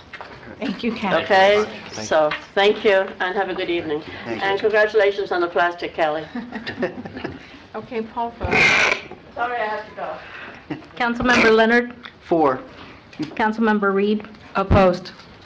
Councilmember Salver? Opposed. Councilmember Tricoche? Opposed. Councilmember Yaffe? 4. Vice Mayor Fuller? 4. Mayor Bruder? 4. Passes. Item number 4, consideration and approval of an ordinance on second reading amending chapters 16-24.1 of the Town of Bay Harbor Islands Retirement System to permit general employees to purchase credited service for past U.S. military and/or police service. Second. She's got to read it. Let me read. An ordinance of the Town Council of the Town of Bay Harbor Islands, Florida, amending Chapter 16 of the Town of Bay Harbor Islands Employees Retirement System of the Town of Bay Harbor Islands Code of Ordinances to permit general employees to purchase credited service for the past U.S. military and/or police service, providing for severability, providing for codification, and providing for an effective date. Get me home for the phone. Moved and seconded. Okay, Paul vote. Wait, I didn't catch the motion. The motion, who made I that? moved it. Made it. He- Moved and Still move seconded. it. And Josh seconded. I don't know, whatever. That's fine. Quick discussion. Sure. I did not vote for this while I was sitting on the retirement board because we had absolutely no backup information packet like this. I want to thank the finance director for putting a lot of information together, and I think that this really should have been deliberated more, so I would like to respectfully ask my colleagues on the retirement board that in the future, that we really give these changes their due at the board so we can hash them out. And the more that I read about it even, there may be something in Florida Statute 11263 that I found in Boca's language that talks about how we need an actuarial report just to make changes. So I'm not a lawyer, so I'm not saying that that's true, but I mean, I think it's just prudent, and I like to give it its day because really in the end, there's so much that we all would love to give the employees, but the greatest gift that we can give them is a solid, sustainable pension plan that's not going to fall apart later when they really don't want to work. So that's really the goal. That's the most important thing. Okay. Councilmember Leonard? 4. Councilmember Reed? 4. Councilmember Salver? 4. Councilmember Tricoche? 4. Councilmember Yaffe is away. Vice Mayor Fuller? 4. Mayor Bruder? 4. It's unanimous. 5. Ordinance on first reading, consideration of an approval of an ordinance on first reading amending the town code to replace the current flood ordinance with a new model ordinance. The state has created a new model flood code for communities that participate in the FEMA National Flood Insurance Program. An ordinance of the Town Council of the Town of Bay Harbor Islands, Florida, amending the Town of Bay Harbor Islands Code of Ordinances to repeal the town's existing Chapter 7.5 entitled Flood Damage prevention, to adopt a new updated Chapter 7.5 entitled Flood Damage Prevention, to adopt updated floodplain maps, to designate a floodplain administrator, to adopt procedures and criteria for development in flood hazard areas, and for other purposes, providing for applicability, providing for severability, providing for codification, and providing for an effective date. I'll move it. Second. Any discussion? Nope. Call vote. Well, can we just get a brief overview, since Mr. Miller's here? Sure. Good evening. Michael Miller for the record, town planner. Your community, like every other community, has had a flood code ordinance on its books for many, many years. About 10 years ago, in 2009-10, the state of Florida suggested that the communities adopt a consistent ordinance, city by city, because a lot of communities had different types of flood code. So the state hired contractors and FEMA sponsored the ordinance. We've had that on our books since 2010 and use that for reviewing land development applications. We recently received a letter from the state asking us to repeal the old one and adopt their new model ordinance. And again, this is FEMA sponsored. The state hired a group of contractors. JC asked me to coordinate the activity. We passed it around staff. We talked to the consultant from the state, and this ordinance includes all of those changes that we wanted that are suited for our community. So we're suggesting that you move forward with adoption on first reading. Thank you. Thank you. Okay, poll vote, please. Councilmember Yaffe? Councilmember Yaffe? Councilmember Chakotay? 4. Councilmember Salver? 4. Councilmember Reed? 4. Councilmember Leonard? 4. Vice Mayor Fuller? 4. Mayor Bruder? 4. It's unanimous. Item 6, consideration and approval of proposal from Management Partners in the amount of $17,000 to conduct a council retreat and goal-setting session. As you know, well, actually a couple months ago, Councilman Salver is the one that brought this up when we were discussing mission statements. And I happen to wholeheartedly agree with this idea. It would be a great opportunity for all of you to sit down and just share with us your goals. And that will help us in the staff to properly plan. We'll customize the capital improvement plan, budget to meet those goals. And I just think it's a healthy exercise to have a good, frank conversation. My idea is not to do it here, by the way, is to do it in maybe one of the hotels. Maybe they have a conference room or something here locally in town to conduct this exercise. So it won't be a council meeting-like environment. Okay. I'll move it. I'll second it. Okay, Francis Newhat?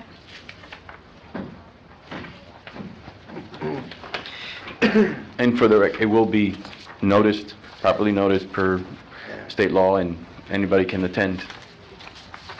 And to be clear, JC, too, I believe you told me that the group that's going to be doing this specializes Yes. in government. Yes, Management Partners So- is a company that they've done this exercise all over the country, in several cities here in Florida as well, and as well as fire departments and other governmental agencies. I've gotten proposals, well, I asked other companies to provide proposals. They were like, we don't do government, we don't hang to government. And so this company comes recommended, so. Great. Awesome. Mrs. Newhat? Francis Newhat, 1060 Kane Concourse. When I chair, and they're very good. Thank you. I missed a minute. A second. A second, not a minute. Don't worry about it. It's You reset. got it. You got reset. You got You got it. Okay. I'm happy you clarified that by saying they have to go somewhere else, because I was going to question the home rule, the zoning, no, the, what is it called? Sunshine. Sunshine law. Okay, what I'm noticing with this home rule power is you're taking away from our community. In other words, you're not talking, maybe you're talking about benefits for us, but you know what? We're here, we were here today, and again, home rule power. He interpreted, meaning the town attorney, after speaking to Mr. Sherman, He was the one who interpreted it, Mr. Sherman, and told us you needed a super majority vote.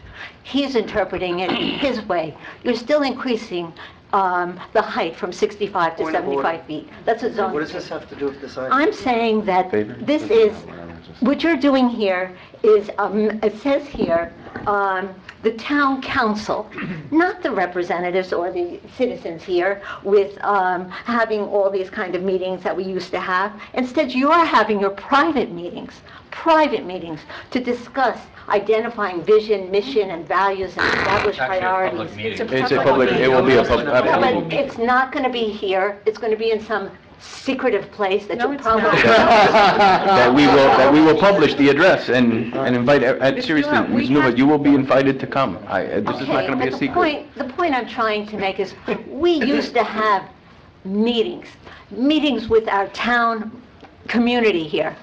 No more. The workshops, no more.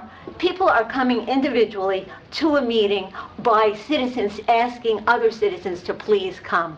We don't have a charrette anymore. You don't even follow. Charter and Ordinance Review Committee is no longer existing. You took it away for 10 years. And I think we have a representative here. And my husband was there too. And you were the chairman. There was a lot of power to the residents that we do not have anymore. Thank you. For the record, I tried to bring back charter and ordinance earlier, but that didn't go over too well. 10 years later.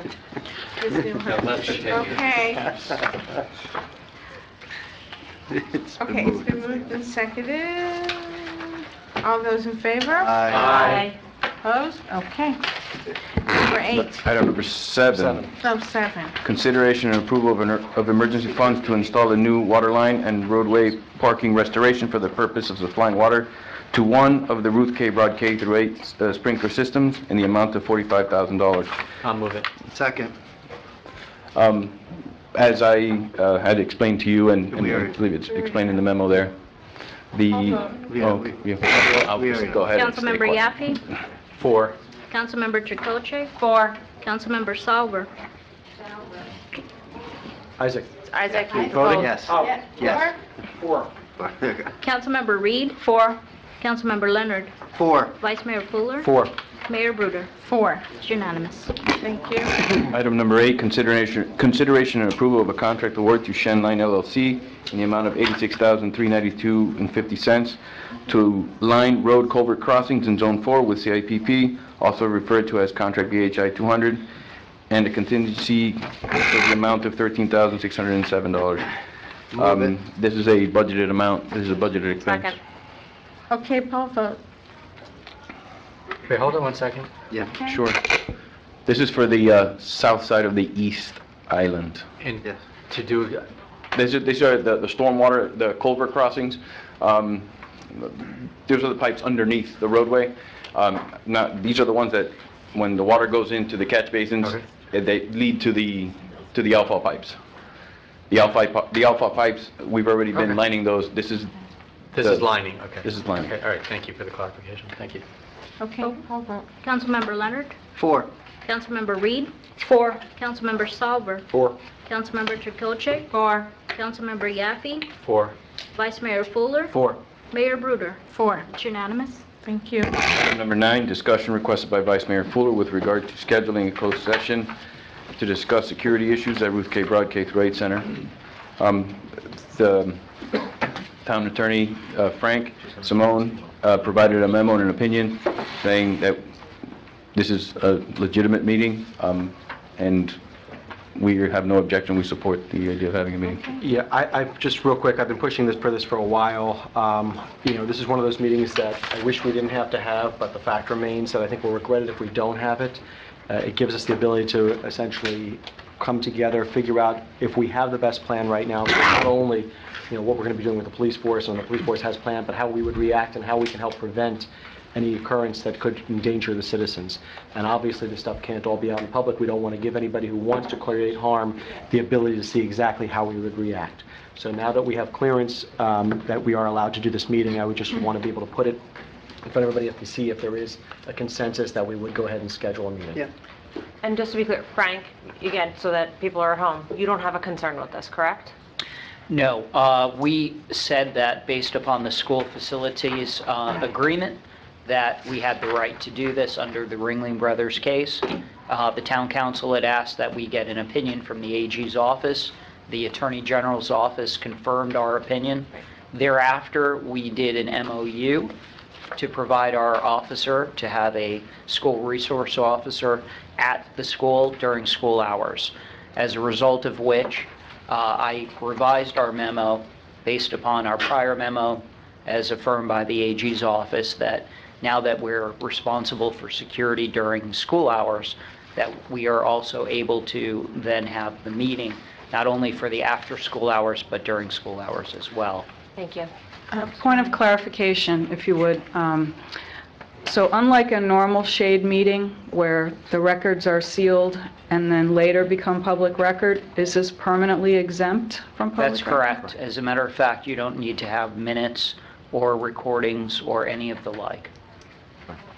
Thank you. Okay. You just have to notice it as a closed meeting. Ms. Newhut?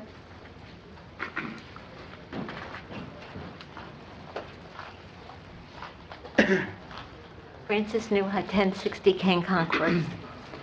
According to what's saying here, it's going to be a closed session for the Ruth K. Board. I would like to know, are we also having government officials from the towns that their government represents the children and the residents that go to Bay Harbor Islands? Or is this just our council? It's just our council.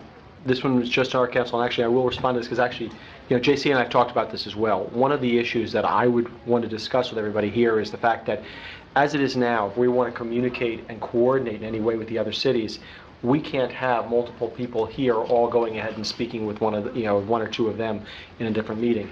But what we also can't have is one of us, without us all having a consensus over how to react, we can't have one of us go and speak on behalf of the council. If we have a closed meeting so that we can create a consensus, then we can send a representative and speak with the representatives of the other cities so we can coordinate any kind of response or prevention plan.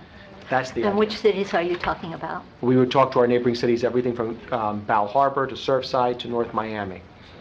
So North Miami goes to our school? No, we're talking about reaction and safety and security. I think we should speak with everybody who can create additional security for this city, but the fact remains that this allows us to speak to anybody as we would need to.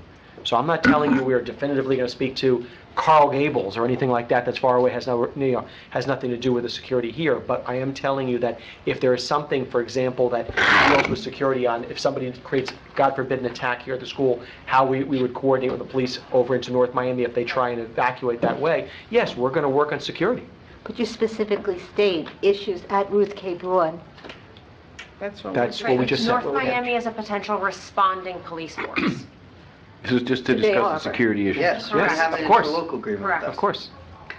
Obviously, Bay Harbor would be the primary response, but we would leverage whatever we would need to leverage to ensure that our students are as safe as possible. Think about any tragedy that you've seen recently on the news, and you see the cars from every agency in the, responding area, all different kind of agencies.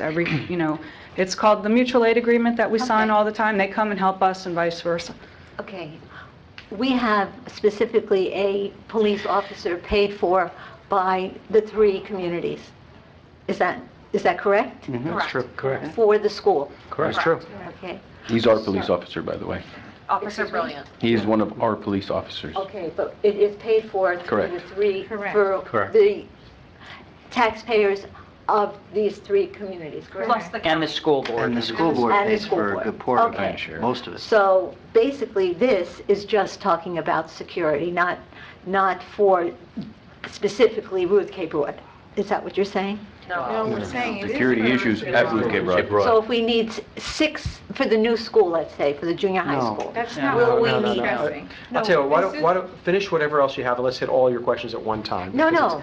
I'm saying we're getting a new school. We're getting the junior high school. You're just getting an extension. You already have a high school. You're not getting a high school. Not a new junior high school. Okay, And whatever by it the is, way- we're going to need more police officers. No. Okay, that's not the No. conversation here. This is, you're going off on Well, a you're tangent. talking security, discussion on Right, think Mrs. on Newhut, security. think Parkland and We're other gonna need tragic more- situations okay? And the purpose is for the council to be able to have a discussion with school officials and with law enforcement to talk about the safety of our community and of our children. Okay. Just the opportunity to be able to sit at a private meeting, because our police chief and other officials don't want the entire world to know what security We measures are in understand place. that. Okay. But we're going to have an additional student body at our No, school. we're not.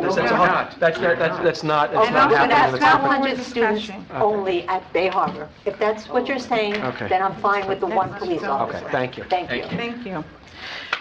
So we're, just to be clear, we're not taking minutes, it's secret, but we're letting the public in? No. Well, it's a completely, Completely closed.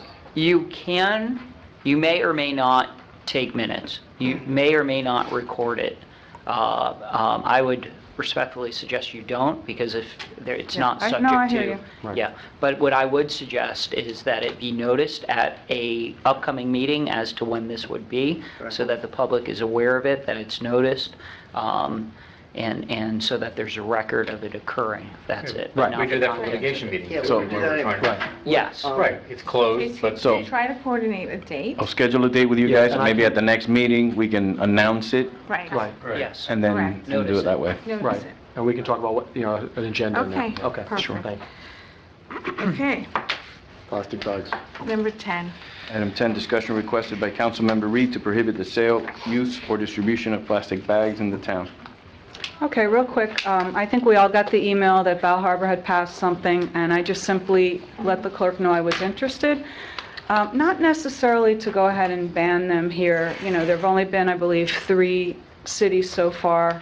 And in Coral Gables, they had some legal action, and I think at the current time, they have Publix there, and they're voluntarily complying.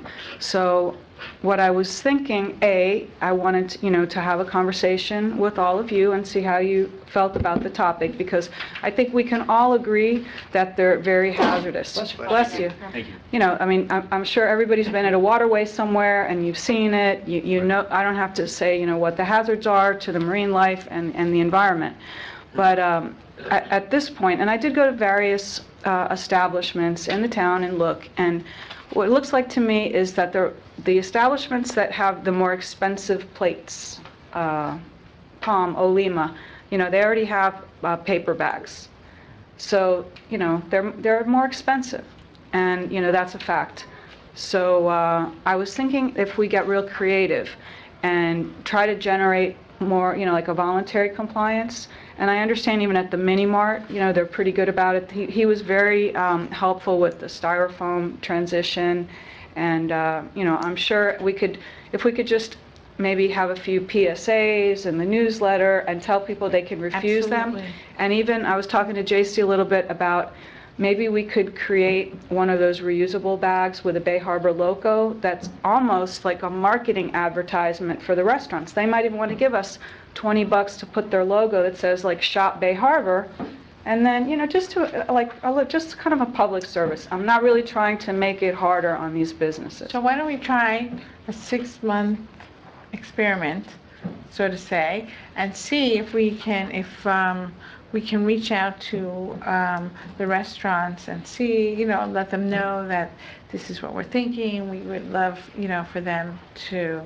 JC, what do you think? I would love to include plastic straws in that. I think if we're gonna go for plastic, I think we should include, I'd like to include plastic straws as Listen, well. even these guys, Right. single-use bottles, I have to tell you that back in the day when Doris was here, I don't know if you noticed, I started bringing a Tervis tumbler and my own water, and she turned to me one time and said, "What do you have in there, vodka?" So I stopped bringing the Tervis tumbler, because at least this way you know where my source of water comes from. Yeah, there can never be vodka. Okay. But yeah, anything like that. This has no effect on like those big, like the garbage bags that you use for garbage bags? Right, no, like the Bal Harbor ordinance excludes all of that. Yeah. It doesn't affect your large trash Right, these are bags. little things that are blowing into the bag. Right, right, those little like Publix. Right, and this is voluntary. Right, this is voluntary. I didn't know exactly Well, right what a now, we're gonna single-use try bag was. I saw we're the gonna picture. try to reach out Right. to Good idea. I think it's I like the idea of making it voluntary. Ms. just to- Newhart, No. Just to have it on your radar also, Linda? since it's out there in case, your I think it's a great constituents idea. ask you, or the kids, maybe the kids in the school would no, participate as well. in Lenox, Massachusetts, and they don't allow plastic. Single-use plastic. Maybe one day. Yeah, but you don't want to Excuse try to me. push legislation right now, given the... None. Excuse me. We have to bring her back. When you talk about plastic bags, you have to realize that when it comes to paper bags, they don't have the large size, like the plastic bags that the gardeners use to put in all the leaves, to put in everything. Plus, they have closes. Now, I have lived here longer than any of you have lived on Earth, over 65 years, before they had plastic bags. And at that point, if you left a bag out when garbage had to be picked up and it rained, it was all over the roads. We had problems with our sewers. Shepherd Broad used to go out and pick up the stuff that was in the middle of the road that blew away, or that the rain got, or the animals got. So when you say plastic bags, you need the big ones that are used. Linda, the Bal Harbor ordinance that was passed excludes, it permits garbage bags. We're only talking about like the Publix bags. The Publix bags. Oh, okay, because it just said plastic Right, bags, yeah. that's why I was... There's a whole, if you take a look at the proposed the ordinance that, Linda, if you want to look at that Bal Harbor passed, Yeah, I have it they in my- exclude a whole list of different types of plastic bags. So that we would We're just talking about a voluntary program. I think Kelly made a great point. It's a voluntary program, asking the restaurants and the stores to not use the individual disposable plastic bags, the little handheld ones like Publix, and straws, and that's it. Your trash bags, nobody's touching those. And it's just a matter of, small things that blow into the bay. Okay, it's otherwise voluntary. I was worried Yeah, about no, all it's this voluntary. paper stuff all over the roads, like it used to be 65 years ago. Just pick it up. And Shepherd's not here to Yeah. pick up the stuff Stuff he's anymore. going to do it now. She promised. Okay, so let's try it for 6 months, and then we'll come back and we'll see. Right. We'll reach out to all the businesses. Right. Okay. Excellent. Great, move to adjourn. Second. Yeah, good luck Okay. on that. Thank you, Thank you, everybody.